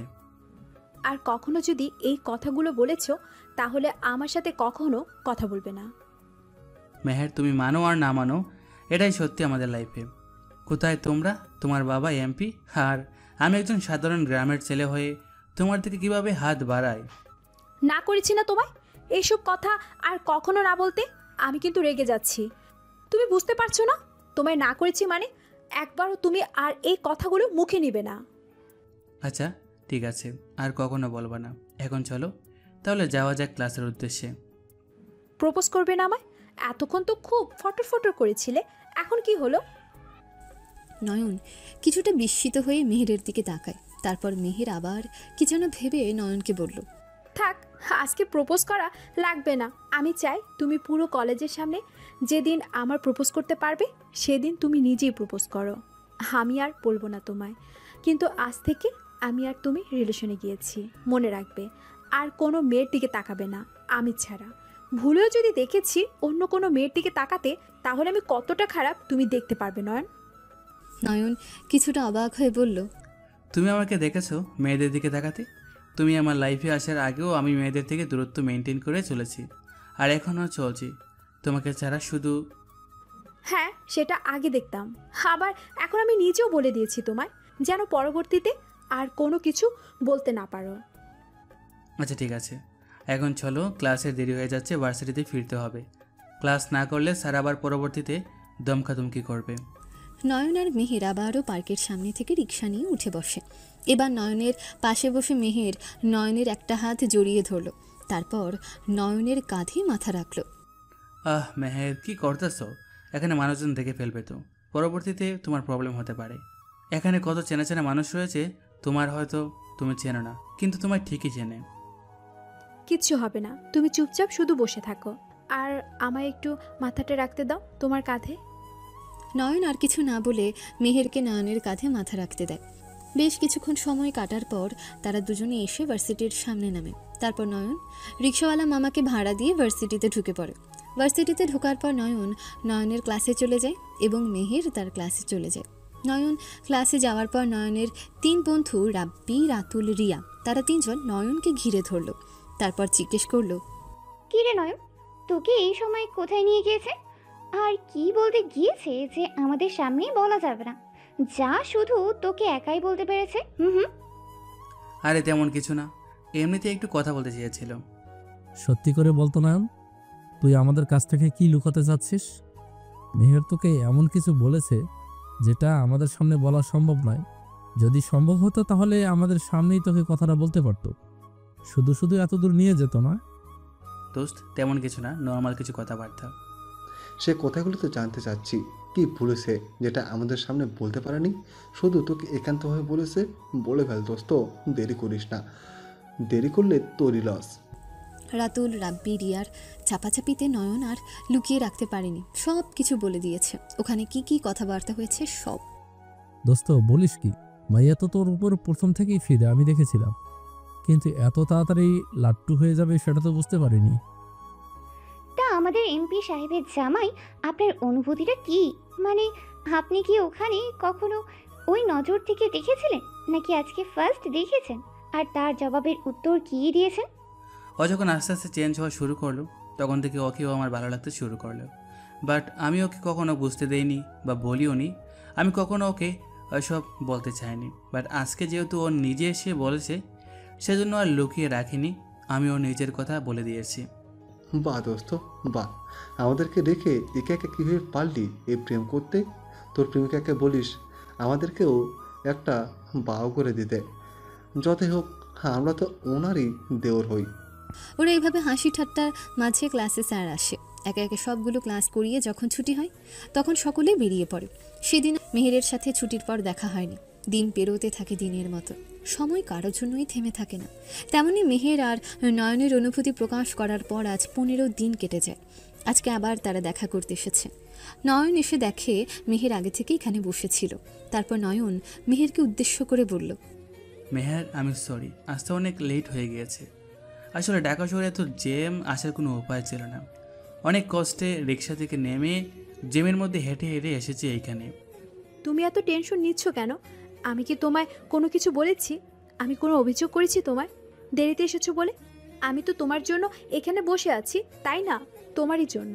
তাহলে আমার এত অভিযোগ থাকবে কেন? আর ঢাকা শহরে জ্যামের সম্বন্ধে আমার ধারণা আছে, তাই আরও কিচ্ছু বলিনি তোমায়। ধন্যবাদ তোমায় আমায় বোঝার জন্য। ধন্যবাদ কেন? আমি ছাড়া কি তোমায় অন্য কেউ বোঝার রয়েছে নাকি? আস্তাগফিরুল্লাহ, তুমি ছাড়া আর কে থাকবে? তুমি তো একমাত্র নারী যে কিনা আমার জীবনের প্রথম এবং শেষ হয়ে থাকবে। আমি রেখে দেব। তুমি শুধু রেখে দিও, আমি থেকে যাব তোমার কাছে। এখন ঠান্ডা কিছু না? তারপর তারা দুজনে খেতে খেতে অনেক আড্ডা দেয়। মেহের নয়নকে কোনোভাবেই বিল পে করতে দেয়নি।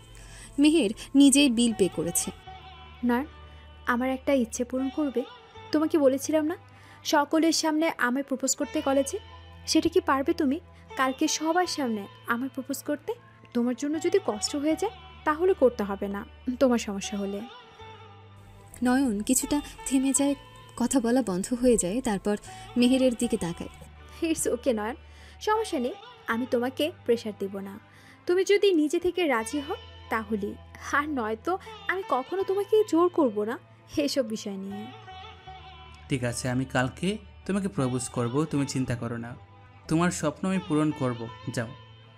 সত্যি বলতেছো নয়ন? এটা বলে মেহের নয়নকে জড়িয়ে ধরে। রেস্টুরেন্টে আরও অনেক মানুষ থাকার কারণে মেহেরের এই আচরণে সকলে ওদের দিকে তাকায়। নয়ন কিছুটা ইতস্তত বোধ করে মেহেরকে আস্তে আস্তে ছাড়িয়ে চেয়ারে বসায়। আহ, কি করতেছেন মেহের? এখানে অনেক মানুষ হয়েছে, দেখতে পাচ্ছ? তারা কি ভাববে তারা বলো তো? তাদেরকে আমি আমার পার্সোনাল ব্যক্তিগত পুরুষকে জড়িয়ে ধরেছি, এতে ওদের কি ভাবছে না ভাবছে আমার কি যায় আসে? মেহের, এভাবে বলতে হয় না, ওরাও মানুষ, আমাদের ওদের সামনে এসব করা উচিত নয়। আচ্ছা এখন উঠো, বাড়িতে পৌঁছে দিয়ে আসি, আমাকেও ফিরতে হবে বাসায়। সামনে আবার পরীক্ষাটা ভালো করে দিতে হবে।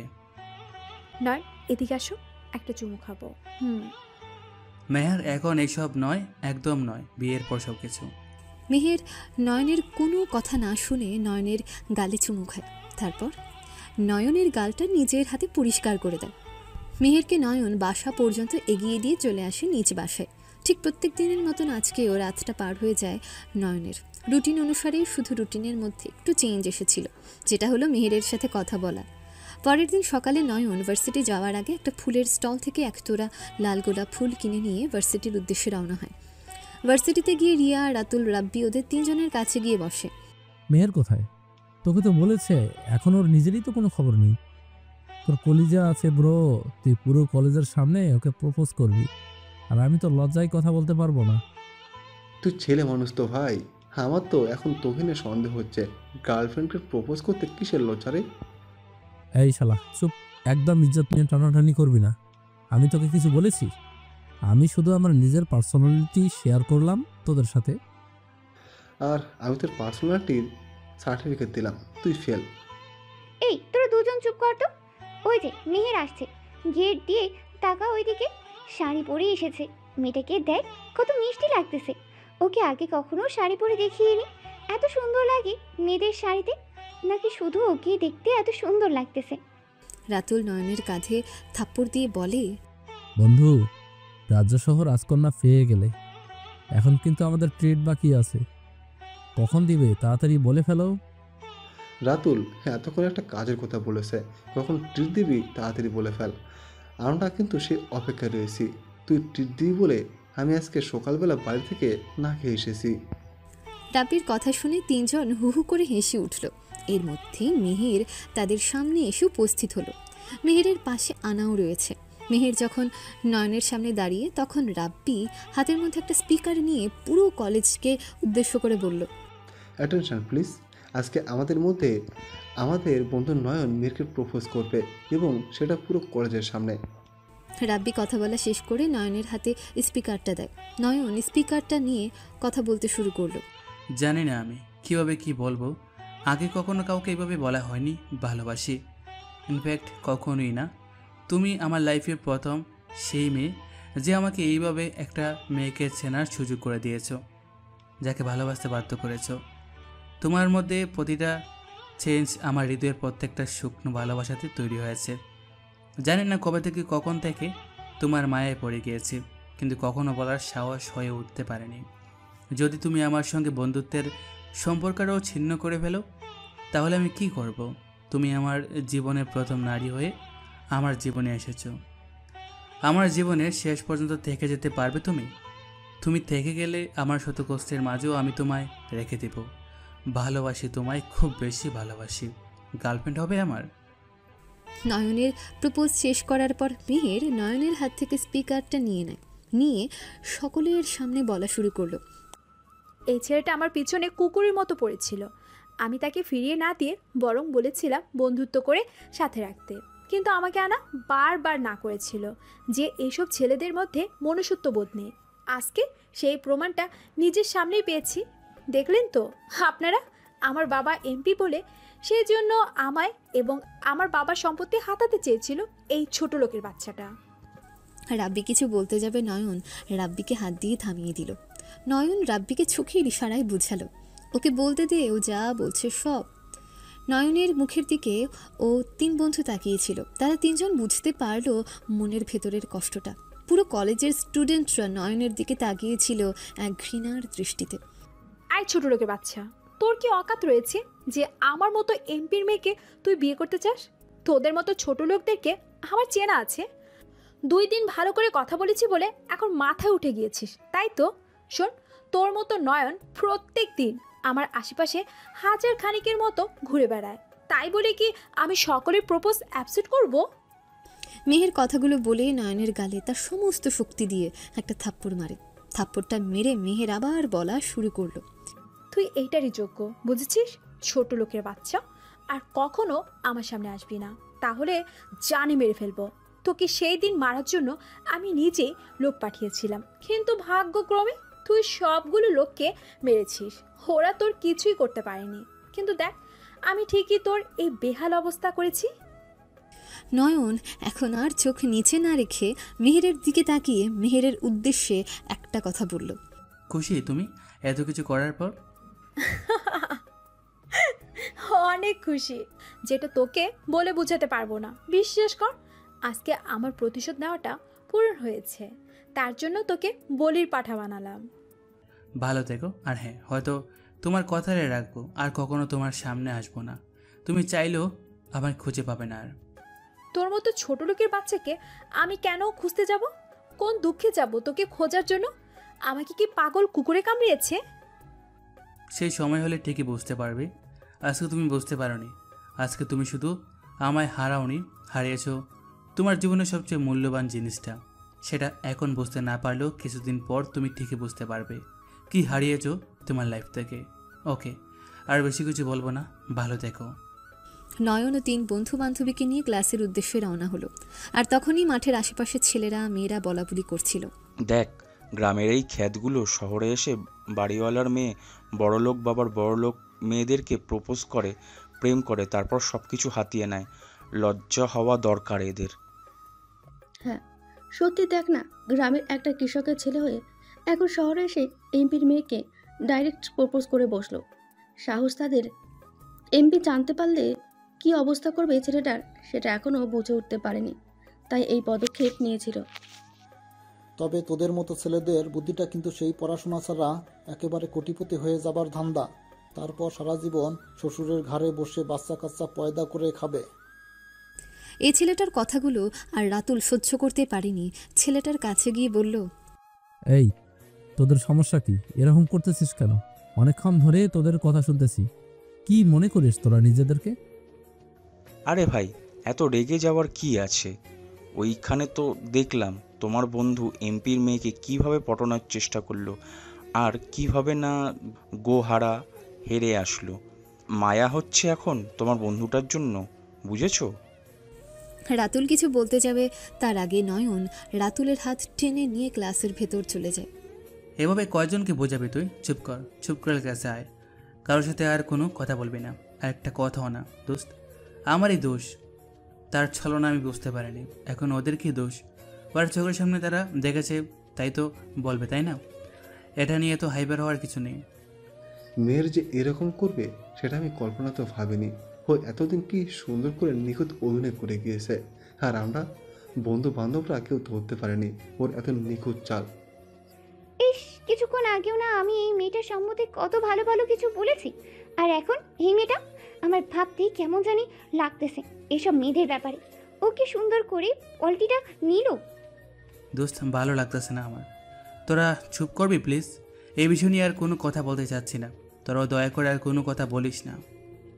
তারা 4 বন্ধু মিলে যখন ক্লাসে আসে, ক্লাসে আসার পরও তারা শুনতে পায় তাদেরকে নিয়ে আলোচনা হচ্ছে ক্লাসে। তারা বুঝতে পেরেও চুপ করে থাকে, কারণ নয়ন তাদেরকে নিষেধ করেছে যেন কারোর সাথে কোনো কথা না বলে। একে একে সবগুলো ক্লাস করার পর তারা চারজনের বাসায় চলে যায়। অবশ্য নয়ন বাসায় যাওয়ার সময় রাতুল বারবার চেয়েছিল নয়নের সাথে নয়নের বাসায় যেতে, কিন্তু নয়নের একটাই কথা, তোরা এসব বোকার মতো কী ভাবতেছিস? আমি এতটা দুর্বল হয়ে পড়িনি ওর প্রতি যে আমি এখন গিয়ে আত্মহত্যা করব। তোরা যদি এইসব কিছু ভেবে থাকিস তাহলে বলবো তোরা অনেক বড় ভুল করেছিস। আমি এখনও সেই পর্যায়ে যাইনি যে ওর জন্য আমাকে আত্মহত্যা করতে হবে। এখন যা, যার যার বাড়িতে যা, ভালো থাকিস।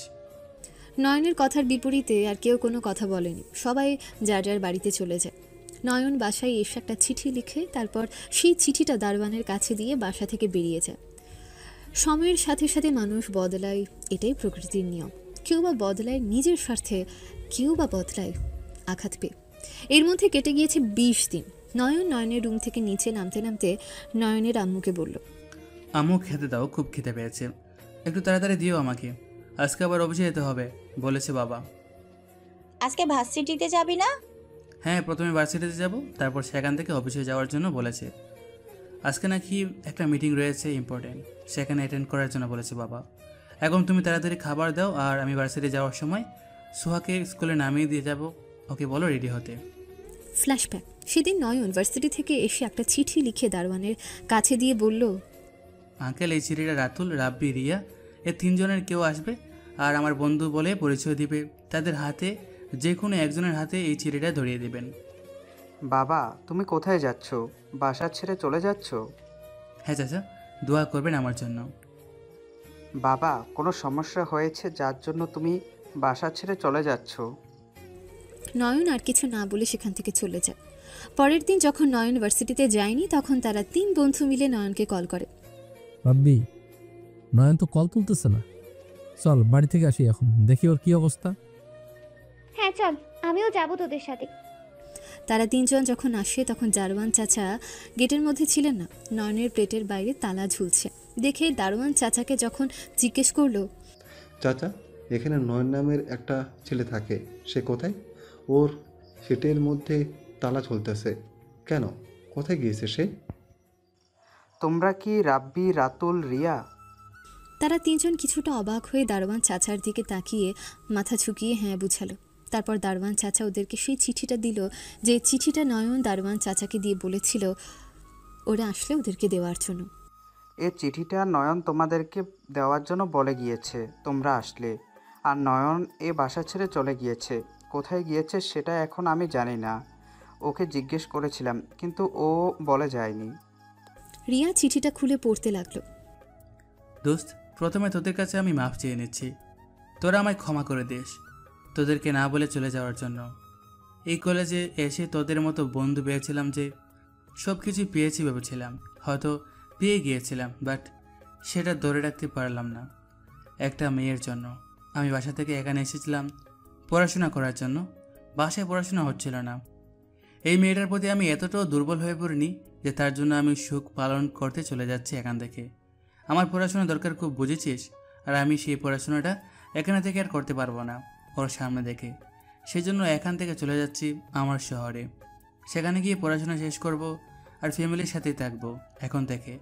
তোরা তোদের নাম্বার চেঞ্জ করিস না, আর এই দেওয়ার ঠিকানায় ভার্সিটি অফ দেওয়ার পর চলে আসবি। এখানে আসার আগে কাউকে জানানোর দরকার নেই, এখন আসবি না বলে দিলাম। ঠিক 6 মাস পর যখন ভার্সিটি ছুটি দিবে তখন এখানে এসে আমার সাথে দেখা করে যাবি, কিছুদিনের জামা কাপড় নিয়ে আসবি এখানে থাকার মতো। চলে যাচ্ছি, ভালো থাকিস তোরা। তারা 3 জন চিঠিটা পড়ে তাদের চোখ দিয়ে দুফোঁটা পানি গড়িয়ে পড়ল। তারা তাদের ফ্রেন্ড সার্কেল থেকে একটা বন্ধু হারিয়ে ফেললো, যে বন্ধুটা ওদেরকে রাস্তা দেখাতো। তাদের 3 জনের মেহেরের উপর অনেক রাগ হতে লাগলো। তারপর তারা 3 দিন কেউ ইউনিভার্সিটিতে যায়নি। এই 3 দিনে মেহের অনেকটা শূন্য শূন্য অনুভব করেছে, সেটা বুঝতেও পেরেছে যেটা নয়নের শূন্যতা। পরের দিন ভার্সিটিতে গিয়ে নয়নকে অনেক খুঁজেছে কিন্তু পায়নি। নয়নের কোনো ফ্রেন্ডও আসেনি 3 দিন। যখন ভার্সিটিতে কাউকে পায়নি, 4 দিনের মাথায় সবাইকে পায় ভার্সিটিতে, তখন মেহের ওদের কাছে গিয়ে জিজ্ঞেস করলো, কেমন আছো তোমরা? এতদিন ভার্সিটিতে আসোনি কেন? তোমাদেরকে 3 দিন ধরে খুঁজতেছি কিন্তু তোমাদের কাউকে পাইনি। এখন আবার কার সাথে অভিনয় করতে এসেছো? এখন তো আর এইখানে নয়ন নেই, তাহলে নতুন করে আর কার সাথে অভিনয় করবে? নয়ন নেই মানে? নয়ন কোথায় গিয়েছে? আর তোমরা এতদিন ভার্সিটিতে আসোনি কেন? নয়ন নাই মানে নয়ন চলে গিয়েছে এই ভার্সিটি ছেড়ে, এই শহর ছেড়ে। মেহের এই কথাটা শুনে তার ভেতরে একটা মোচড় দিয়ে উঠল। নয়ন তাকে ছেড়ে গিয়েছে, কিন্তু তার এমন লাগছে কেন? সে নিজেই তো নয়নকে ছেড়ে এসেছিল। তাহলে তার তো এরকম লাগার কোনো কথাই না। আর এত কষ্ট হচ্ছে কেন? নয়ন কোথায় গিয়েছে বলো না, তোমরা নিশ্চয়ই জানো নয়ন কোথায় গিয়েছে। আমার ঠিকানাটা দাও, ওর সাথে আমার কিছু কথা আছে, খুব জরুরি। তুমি সামনে থেকে সরে যাও মেয়ের। তুমি মেয়ে বলে আর তুমি ছোট বলে তোমাকে এখনো কিছু বলতেছি না। তুমি যদি এতক্ষণে কোনো ছেলে হতে তাহলে সত্যি তোমাকে 3 হাত মাটির নিচে পুঁতে ফেলতাম। তুমি আমায় চিনো না, আমি নয়ন নই। আমার সম্বন্ধে একটু খোঁজখবর নিয়ে দেখো যে আমি কোন লেভেলের ছেলে। রাবি চুপ কর তো, কার সাথে কি বলতেছিস? ও কি বুঝবে এসব? বন্ধুত্ব আমরা হারিয়েছি, ও তো কিছুই হারায়নি। শোনো মেহের, তুমি যা চেয়েছিলে সেটা পেয়ে গিয়েছো। এখন আর নয়নের কি দরকার তোমায়? জানি না সে এখন কেমন আছে, তবে আল্লাহর কাছে দোয়া করি সে যেন ভালো থাকে, আর ওর লাইফে তোমার মতো বিশ্বাসঘাতক যেন পুনরায় না আসে, সেই দোয়াই করবো আল্লাহর কাছে। তোমরা কি সত্যি জানো না নয়নের ঠিকানা? জানলেও কখনো তোমায় বলবো না, কারণ তুমি সে অধিকার আরো অনেক আগে থেকে হারিয়ে ফেলেছো। এখন তুমি আসতে পারো, তোমার চেহারাটাও দেখতে আমার ঘৃণা লাগছে। চলে যাও মেহের, আমরা তোমাকে কোনো কঠিন কথা বলতে চাই না। আমাদেরকে বাধ্য করো না তোমায় কোনো কঠিন বাক্য শোনানোর জন্য। ভালো থেকো এবং খুশি থাকো। নয়ন তোমার লাইফ থেকে চলে গিয়েছে, তাও অনেক দূরে। হয়তো তোমার সাথে আর কখনো ওর দেখা হবে না। সেদিনের পর থেকে মেহের আস্তে আস্তে নিজেকে গুটিয়ে নিতে থাকে। আগের মতন আর ভার্সিটিতে আসে না, পড়াশোনায় মনোযোগ নেই, ঠিকমতো খাওয়া দাওয়া করে না। ওর ফ্যামিলির কেউ কোনো কিছু জিজ্ঞেস করতে গেলে সে কোনো কিছু বলে না, দরজা আটকে ঘরের মধ্যে বসে থাকে। বর্তমান নয়নের খাবার মাঝপথে সুহা, লিজা, লাবিব তারা 3 ভাই বোন চলে আসে একেবারে রেডি হয়ে। ভাইয়া আমাদের হয়ে গেছে, এখন চলো তাহলে। ঠিক আছে চল, তোর গাড়িতে গিয়ে বস, আমি আসতেছি। ওরা সবাই গিয়ে গাড়িতে বসে পড়ে। লাবিব সামনের সিটে বসে, সুহা আর লিজা পিছনে বসে। নয়ন গাড়িতে উঠে গাড়ি স্টার্ট করার পর লিজা বলে উঠল, ভাইয়া আজকে আমাদেরকে ফুচকা খাওয়াবে? আজকে আমাকে ভার্সিটি থেকে ওই দিক দিয়ে অফিসে যেতে হবে। অফিসে না গেলে তোর বাপ আর তোর চাচা আমাকে নিয়ে চেঁচামেচি শুরু করবে। যদি সেইখান থেকে তাড়াতাড়ি ফিরতে পারি তাহলে নিয়ে যাব, আর নয়তো অন্য কোনো দিন। কালকে তো শুক্রবার, তাহলে কালকে? আচ্ছা ঠিক আছে যা, কালকেই নিয়ে যাব তোদেরকে। বেশ কিছুক্ষণ পর তাদের স্কুলের সামনে নয়ন গাড়ি দাঁড় করিয়ে বলল, স্কুলে যাবি, কোনো দুষ্টুমি করবি না, মনে থাকে যেন। আর কোনো কিছু হলে আমাকে জানাবি সাথে সাথে। তারা 3 জন মাথা দুলিয়ে চলে যায় ক্লাসের দিকে। নয়ন সেখান থেকে গাড়ি ড্রাইভ করে ভার্সিটিতে চলেছে। ভার্সিটিতে গিয়ে গাড়িটা এক জায়গায় পার্কিং করে সেখান থেকে বেরিয়ে ক্যাম্পাসে যায়। ক্যাম্পাসে যাওয়ার পর তার আগের বন্ধু সালমানের সঙ্গে দেখা হয়। দোস্ত এত দেরি হয়েছে কেন? আরে আর বলিস না, ওদেরকে স্কুল দিয়ে তারপর আসতে হয়েছে। ও চল তাহলে ক্লাসে যাওয়া যাক। তুষার, জিহাদ ওরা আসেনি? তুষারের বাড়িতে কি সমস্যা যেন, তাই সে আসতে পারেনি। আর জিয়াদের নাকি ফুফাতো বোন আসবে ওর বাড়িতে কালকে, সেজন্য আজকে বাড়ি সাজাচ্ছে গোছাচ্ছে ওর মায়ের সঙ্গে থেকে, তাই আসতে পারেনি। ও আচ্ছা, চল তাহলে ক্লাসে যাওয়া যাক। আজকে আবার 2টা ক্লাস করে অফিসে যেতে হবে একটু। আমি আর ক্লাস করবো না, তোর সাথে চলে যাব। আচ্ছা চল এখন ক্লাসে যাই, ক্লাসগুলো করে আসি। নয়ন কয়েকটা দিন ধরে খেয়াল করছে তার ক্লাসের একটা মেয়ে তার দিকে ড্যাব ড্যাব করে তাকিয়ে থাকে। সেটা দেখেও নয়ন কোনো কিছু বলেনি। ইনফ্যাক্ট মেয়েটার ধারে কাছেও ঘেঁষে না। 2 ক্লাস করে 2 বন্ধু বের হয়ে যায়, শুধু অফিসে যায়। অফিসে যাওয়ার পর নয়নের চেম্বারের সালমানকে বসিয়ে দিয়ে সে চলে যায় মিটিং রুমে। প্রায় ঘন্টা 2 মিটিং করার পর তারা যার যার চেম্বারে গিয়ে বসে। নয়ন আর সালমান নয়নের চেম্বারে বসেছিল, তখন পিয়ন এসে বলল, স্যার, বড় স্যার আপনাকে ডাকতেছেন।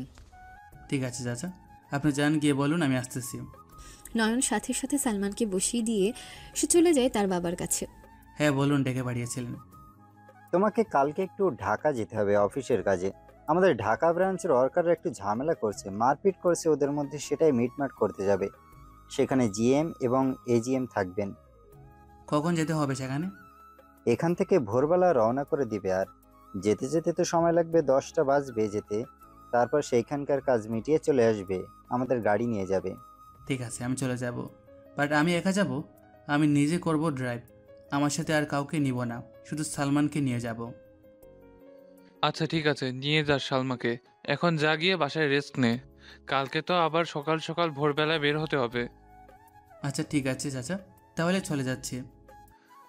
কালকে আমার সঙ্গে ঢাকায় যেতে পারবি? অফিসের কাজে ফিরতে ফিরতে রাত হবে।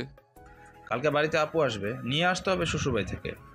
তারপর সালমানকে নিয়ে চলে যায় সালমানের বাসার সামনে। সালমানকে নামিয়ে দিয়ে নয়ন তার বাসায় চলে আসে। দুপুরে গিয়ে নয়ন তার আম্মুকে বলল, আম্মু খেতে দাও, ক্ষুধা পেয়েছে। খেয়ে ওদেরকে স্কুল থেকে নিয়ে আস। নয়ন, আসার সময় পারলে ওদেরকে একটু ফুচকা খাইয়ে নিয়ে আসিস তো। ওরা তিনটা কয়েকদিন ধরে বলতেছে ফুচকা খাবে ফুচকা খাবে, কিন্তু তোকে বলিনি হয়তো। আমার সকালে বলেছিল, আমি বলেছি আমি ফ্রি থাকলে নিশ্চয়ই খাওয়াবো ওদেরকে। এখন যেহেতু ফ্রি আছে তাহলে আসার সময় ওদেরকে খাইয়ে নিয়ে আসবো, তুমি চিন্তা করো না। আচ্ছা ঠিক আছে, তাহলে এখন খা, আমি খাবার দিচ্ছি, আপা রান্নাঘরে আছে। নয়ন দুপুরে খাবার খেয়ে চলে যায় ওদেরকে স্কুল থেকে আনার জন্য। নিয়ে আসার সময় একটা রেস্টুরেন্ট থেকে ওদেরকে ফুচকা খাইয়ে তারপর বাসায় নিয়ে আসে। বাসায় এসে নয়ন তার রুমে চলে যায়। রুমে গিয়ে ঘুমিয়ে পড়ে রাতে উঠে খাওয়া দাওয়া করার পর কিছুক্ষণ পড়াশোনা করে আবার ঘুমিয়ে পড়ে। রাতে খাবার টেবিলে নয়নের বাবা নয়নকে বলল, ফোনে অ্যালার্ম দিয়ে তারপর ঘুমিয়ে পড়িস, সকালবেলা উঠতে সুবিধা হবে তাড়াতাড়ি। নয়ন কি কোথাও যাবে? এত সকালবেলা ঘুম থেকে উঠবি কেন? ও এমনিতেই 7টা-8টার সময় ঘুম থেকে ওঠে, তাহলে এত তাড়াতাড়ি উঠবে কেন? আসলে কালকে ভাবি ওকে একটু ঢাকায় যেতে হবে অফিসের কাজে, থাকবে না। কালকে সকালবেলা গিয়ে আবার সন্ধ্যায় চলে আসবে। ভাইয়া, আমার জন্য চকলেট নিয়ে এসেছো ঢাকা থেকে? আর আমার জন্য চুড়ি। নয়ন লিজাকে বলল, তুই বাকি কেন? তোর কি লাগবে বল। আমার জন্য কানের দুল নিয়ে এসো। ওকে, সবার জন্য সব কিছু নিয়ে আসবো। এখন আমি যাই, ঘুমাই। সকাল ভোরবেলা ঘুম থেকে উঠে নয়ন রেডি হয়ে নয়নের আম্মু আব্বুকে চাচা চাচিকে বলে বেরিয়ে পড়ে। ওই সময় বাড়ির সকলেও ঘুমে মগ্ন ছিল, শুধু নয়নের আম্মু আর আব্বু চাচা চাচি ওরা 4জন শুধু সজাগ ছিল, সেজন্য তাদেরকে বলে বেরিয়ে যায়। নয়ন সকালবেলা আসার সময় বাসা থেকে হালকা নাস্তা করে এসেছে, সেটা নয়নের আম্মু জোর করে খাইয়ে দিয়েছে। নয়ন এত সকালবেলা খেতে পারে না। আসার সময় নয়ন রাস্তায় একটা রেস্টুরেন্টে দাঁড় করিয়ে হালকা খাবার খেয়ে নেয়। ঢাকা পৌঁছাতে পৌঁছাতে প্রায় 10:30 বেজে যায়। ঢাকায় এসে এখানে সেখানে না দাঁড়িয়ে সোজা কোম্পানিতে চলে যায়। কোম্পানিতে আসার পর জিএম নয়নকে সব কিছু খুলে বলল, যারা যারা ঝগড়া করেছে তাদেরকে ডেকে আনুন, অন্য কোনো মানুষ যেন না হয়, সে সবাইকে ডেকে আনুন যারা যারা ঝগড়া করেছিল। আর সেই ঝগড়াতে কত টাকার লোকসান হয়েছে তার একটা হিসাব করুন। ঠিক আছে স্যার, এক্ষুনি সবাইকে এইখানে আনার ব্যবস্থা করতেছি, আর হিসাবটা আমি পরে আপনাকে হোয়াটসঅ্যাপে দিয়ে দিচ্ছি। বেশ কিছুক্ষণ পর সকলকে একসাথে উপস্থিত করেন এবং নয়ন সকলের উদ্দেশ্যে কিছু কথা বলে। সব কিছু শেষ করতে করতে দুপুরে লাঞ্চের সময় হয়েছে। জিএম স্যার বললেন, স্যার আপনাদের রেস্টুরেন্টে দুপুরে লাঞ্চ করতে বলেছে স্যার, বড় বলেছে সেইখানকার ম্যানেজমেন্টটাও ভালো করে চেক দিয়ে আসার জন্য। আচ্ছা ঠিক আছে, তাহলে চলুন যাওয়া যাক। ওইদিকে রাতুল, রাব্বি, রিয়া, মেহের, আনা সকলে আজকে রেস্টুরেন্টে দেখা করার কথা। মেহের আরও অনেক আগেই চলে এসেছে, তারপর আস্তে আস্তে সকলে আসে। তারা একটা প্রাইভেসি জোন সেই টেবিলে নিয়ে বসে। রেস্টুরেন্টের সবচেয়ে নিরিবিলি এবং কোনার টেবিলটাতে তারা বসে। রিয়া মেহেরের কাছে বসে মেহেরকে এক হাতে জড়িয়ে ধরে বলে, এই মেয়ে, তোমার এই অবস্থা কেন? শরীরে ঠিকমতো যত্ন নিচ্ছ না কেন? দেখো, ওকে আমরা চাইলে বের করতে পারবো, কিন্তু এখন আমরা যেতে চাচ্ছি না। আমাদের ভার্সিটিটা অফ হোক, তারপর না হয় আমরা ওকে গিয়ে খুঁজে বের করব। আর যত্ন আপু, যত্ন তো সেই দিনই হারিয়ে ফেলেছি। সাথে মনের যত আনন্দ উল্লাস ছিল সব কিছুই সেই দিন নয়ন যাওয়ার সময় নিয়ে গিয়েছি। আপু, আপনার 2টা পায়ে ধরি, আজকে আমাকে নয়নের ঠিকানাটা দিন, আমি ওর সঙ্গে দেখা করতে চাই। একবার হলো, আমি ওকে সব কিছু বুঝিয়ে বলবো, তারপর ওকে মানিয়ে নিব। তুমি ঠিকমতো খাওয়া দাওয়া করো। তোমার অবস্থা দেখেছো? আয়নার সামনে দাঁড়িয়ে রাতে না ঘুমাতে ঘুমাতে তোমার চোখের নিচে কালি পড়ে গিয়েছে, চাপা ভেঙে গেছে। দেখা দূর থেকে দেখলে বোঝা যায় মাছ থেকে ভেঙে যাচ্ছে। যা হওয়ার তা তো হয়েই গিয়েছে, এখন না হয় নিজের একটু যত্ন নাও, আর আমরা সামনে নয়নকে খুঁজে বের করব। ভার্সিটি বন্ধ দিলেই আমরা চট্টগ্রামে যাব, চিন্তা করো না। নয়নের বাড়ির ঠিকানা আমাদের সবার কাছেই আছে। ভাইয়া কি বললেন? চট্টগ্রাম? চট্টগ্রাম তো আমার নানুর বাসা, কালকে সম্ভবত আমাকে সেখানে পাঠাবে। চট্টগ্রাম তোমার নানুর বাসা কোথায়, মানে কোন জায়গায়, কোন ঠিকানায়, সেটা জানতে চাচ্ছি আর কি। এই ঠিকানায়, সেইখানে আমার নানুর বাসা। নয়নের বাসাটা কি ওই ঠিকানায়? রাতুল, রাব্বি, রিয়া তারা তিনজনের মুখের দিকে তাকায়। রাতুল বলল, তুমি যে ঠিকানার কথা বললে সেই ঠিকানাই নয়, কিন্তু তার আশেপাশে হয়তো নয়নের বাসা। তাদের কথা বলার মাঝখানে একজন ওয়েটার আসে। ওয়েটারটা এসে ওদেরকে বলল, স্যার, ম্যাম, আপনারা একটু দয়া করে এই টেবিলটা ছেড়ে অন্য একটা টেবিলে বসেন। কেন? আমরা তো এখানে বসেছি, অন্য টেবিলে কেন যাব? আসলে স্যার, চট্টগ্রাম থেকে আমাদের রেস্টুরেন্টের এমডি আসতেছেন। উনি এখানে ওনার এক কোম্পানিতে এসেছিলেন, তো সেই জন্য দুপুরবেলা লাঞ্চটা করে ব্যাক করবেন চট্টগ্রামে। এটা প্রাইভেসি টেবিল, তাই ম্যানেজার স্যার বললেন যে এই টেবিলটা দেখতে খালি করা যায় কিনা। ওয়েটারের বলা কথায় মিহির উঠে যায়। রিয়া মিহিরের হাত ধরে টেনে বসিয়ে আবার বলল, এই যে মিহির, কোথায় যাচ্ছ? আমরা এখানে আগে এসে বসেছি। আমাদের খাওয়া শেষ হওয়ার পর আমরা এখান থেকে চলে যাব, তারপর না হয় কোম্পানির আর রেস্টুরেন্টের এমডি এসে বসবে। শুধু শুধু ঝামেলা করে কি লাভ আপু? ওনারা মালিক পক্ষের মানুষ, বরঞ্চ আমরা এখান থেকে উঠে পড়ি। তাদের কথার মাঝখানে তিনজন লোক রেস্টুরেন্টে ঢুকলো। তখন নয়ন ফোনে কথা বলছিল তার বাবার সাথে। রাব্বি, রিয়া, রাতুল, মিহির, আনা সে শব্দ ফলো করে তাকায় গেটের দিকে। দেখতে পায় তিনজন লোক আসছে। প্রথম দুজন লোক হালকা পেট মোটা, পরের জন লোকটা দেখতে একটু হ্যান্ডসাম, তার মুখটা দেখা যাচ্ছে না, কিন্তু শরীরের বডি ফিটনেস বলে দিচ্ছে যে উনি কতটা হ্যান্ডসাম। সম্ভবত জিম টিমে যায়। আবার সবার কাছে গলার স্বরটাও কেমন চেনা চেনা লাগছে। সবাই আর সেদিকে খেয়াল না দিয়ে ওয়েটার খাবার এনে দিয়ে যায়। রিয়া মিহিরকে সার্ভ করে দিয়ে বলে, খেয়ে নাও মেয়ে, শরীরের কি একটা অবস্থা করেছো দেখো। আপু, আমি কিছু খাবো না, আমাকে শুধু একটা পানির বোতল এনে দিন। এটা বললে হবে না, তুমি আমাদের সাথে এসেছো, এখন যদি না খাও তাহলে আমরা মন খারাপ করব। এখনো চুপচাপ খেয়ে নাও। ততক্ষণে নয়ন হাতটা ধুয়ে টিস্যু দিয়ে ভালোভাবে মুছে টেবিলে এসে বসলো। রাতুল যখনই দাঁড়িয়ে খাবারটা দিতে যায়, বাকি ছিল যাদের, তখনই চোখ যায় নয়নের দিকে। রাতুল অবাক চোখে তাকিয়ে বলে উঠল, নয়ন। সবাই রাতুলের চোখের দিকে ফলো করে তাকিয়ে দেখল নয়ন দাঁড়িয়ে কথা বলছে কার সাথে যেন। তখনই মেহের দৌড়ে গিয়ে নয়নকে জড়িয়ে ধরে। রেস্টুরেন্টের সকল ওয়েটার, ম্যানেজার সকলে দৌড়ে আসে ওখানে। রেস্টুরেন্টের ম্যানেজারকে রাতুলদের বলল, এই যে ভাই দেখুন আপনাদের ফ্রেন্ড কি করতেছে।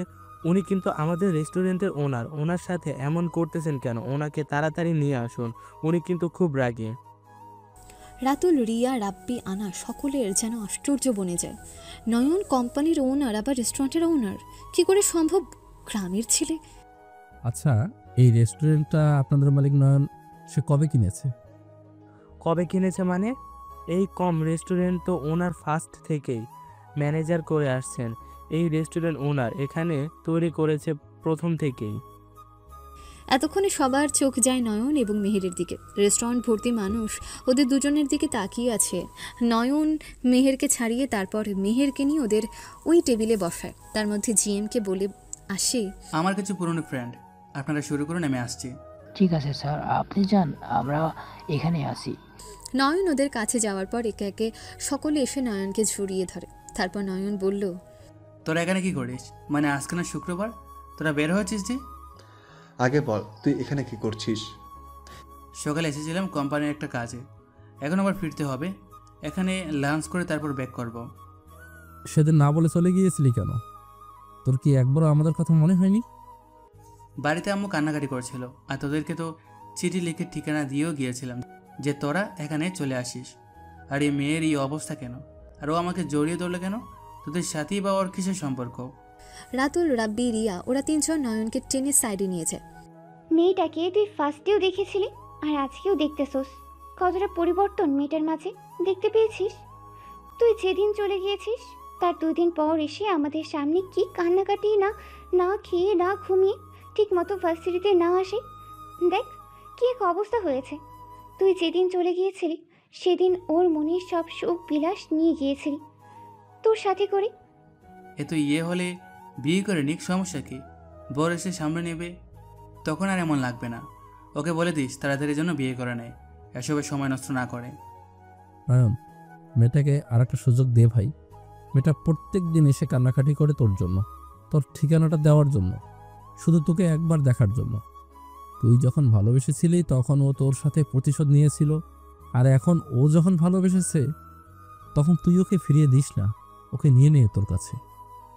নয়ন চুপ করে ওদের শুনল, তারপর সেখানে গিয়ে মেহেরকে উদ্দেশ্য করে বলল, এই মেয়ে, তোমার সমস্যা কি? প্রথমে আমার সাথে এমন করেছো, এখন আবার কি করতে চাচ্ছ? মেহের শুধু কেঁদেই যাচ্ছে, আর কোনো কিছু বলছে না। রাতুল, রাব্বি, রিয়া, আনা, তোমরা যেও আমার বাসায়। রাতুলদের কাছে ঠিকানা দিয়েছি। সামনের সপ্তাহে তো তোদের অফ ভার্সিটি। এখন এই বন্ধের মধ্যে আমার বাসায় চলে আসিস। আর আমি এখন ব্যাক করতেছি, ফিরতে ফিরতে রাত হবে। নয়ন যখনই সামনে পা বাড়ায় তখনই রেস্টুরেন্ট ভর্তি মানুষের সামনে মেহের এক কাণ্ড করে বসে। দৌড়ে গিয়ে রাতুলের পা চাপড়ে ধরে কাঁদতে কাঁদতে বলে, আমাকে একটা সুযোগ দাও নয়, আমি আমার ভুল বুঝতে পেরেছি। আমাকে যা শাস্তি দেবে আমি তা মাথা পেতে নিব, কিন্তু আমাকে ছেড়ে যেও না। তুমি চলে যাওয়ার পর থেকে আমার লাইফে আনন্দ বলতে কোনো কিচ্ছু নেই। সব কিছু আশেপাশে খালি লাগতে থাকে, সব কিছু থেকেও যেন নেই। কারণ তুমি তো আমায় সত্যিকারে ভালোবেসেছিলে, আমিও বেসেছিলাম, কিন্তু সেটা সাথে সাথে বুঝতে পারিনি। যখন তোমার অভাব টের পেয়েছি তখন ঠিকই বুঝতে পেরেছি আমার ভিতরটা পুরো ছারখার হয়ে যাচ্ছে। তারপরও তোমাকে খুঁজে পাচ্ছিলাম না। প্রত্যেক দিন রিয়া আপুদের কাছে এসে জিজ্ঞাসা করতাম, ওরা বলতো শুধু তোমাকে খুব তাড়াতাড়ি খুঁজে বের করবে। আজকে যখন তোমাকে পেয়ে গেছি আমি আর তোমাকে ছাড়বো না। আমার ভালো থাকার জন্য হলো তোমার পায়ে পড়ে থাকবো। তোমার কাছে আমি লাস্ট একটা ভিক্ষা চাইছি, আমাকে একটা সুযোগ দাও। নয়ন তো এখনও মেহেরকে ভালোবাসে, সেটা শুধু প্রকাশ করে না। মেহেরের এই অবস্থা দেখে নয়নের মায়া হচ্ছে। নয়ন পকেট থেকে ফোনটা বের করে নয়নের বাবাকে কল করে। বাবা, তোমাকে মেহেরের কথা বলেছিলাম, মনে আছে? হ্যাঁ মনে আছে, তোর সাথে চিট করেছিল যে মেয়েটা, সেই তো? বাবা, আমি ওকে বিয়ে করে নিয়েছি। বাড়িতে সব কিছুর ব্যবস্থা করো, ওকে নিয়ে আসতেছি আমি। কিন্তু ওনা তোর সাথে চিট করেছিল, তাহলে যা করেছিস ভেবে চিন্তে করছিস তো? বাবা, একটা মাত্র জীবন, সে জীবনে যদি প্রিয় মানুষের সাথে একটা দিনও কাটানো যায় তাহলে সুন্দর করে সারা জীবন বেঁচে থাকা যায়। আর মেহের এখন সে নিজের ভুল বুঝতে পেরেছে। পুরো রেস্টুরেন্টের মধ্যে আমার পায়ে পড়েছে, আমার তো সাধ্য নেই সে পা সরিয়ে দিয়ে চলে আসার। ওকে ঠিক আছে, তুই মেহেরকে নিয়ে বাড়িতে চলে আসার এই দিকটা আমি দেখে নিচ্ছি। মেহেরির বাবা মাকে ফোন করে জানিয়ে দেব। জানিয়ে দাও, আর বলো ওদেরকে এখন যেন চট্টগ্রামে পৌঁছে যায়। ওদেরকে কল করবে আরও 2 ঘন্টা পর। নয়নের বাবা যেহেতু অনেক বড় বিজনেসম্যান, সেহেতু ঢাকার এমপির নাম্বার জোগাড় করা ওনার কোনো ব্যাপারই না। আর এইদিকে ওরা 4 জন মিলে মেহেরকে একটা চেয়ারে বসে চোখের পানি মুছে দিচ্ছে। মেহের এক দৃষ্টিতে নয়নের দিকে তাকিয়ে আছে।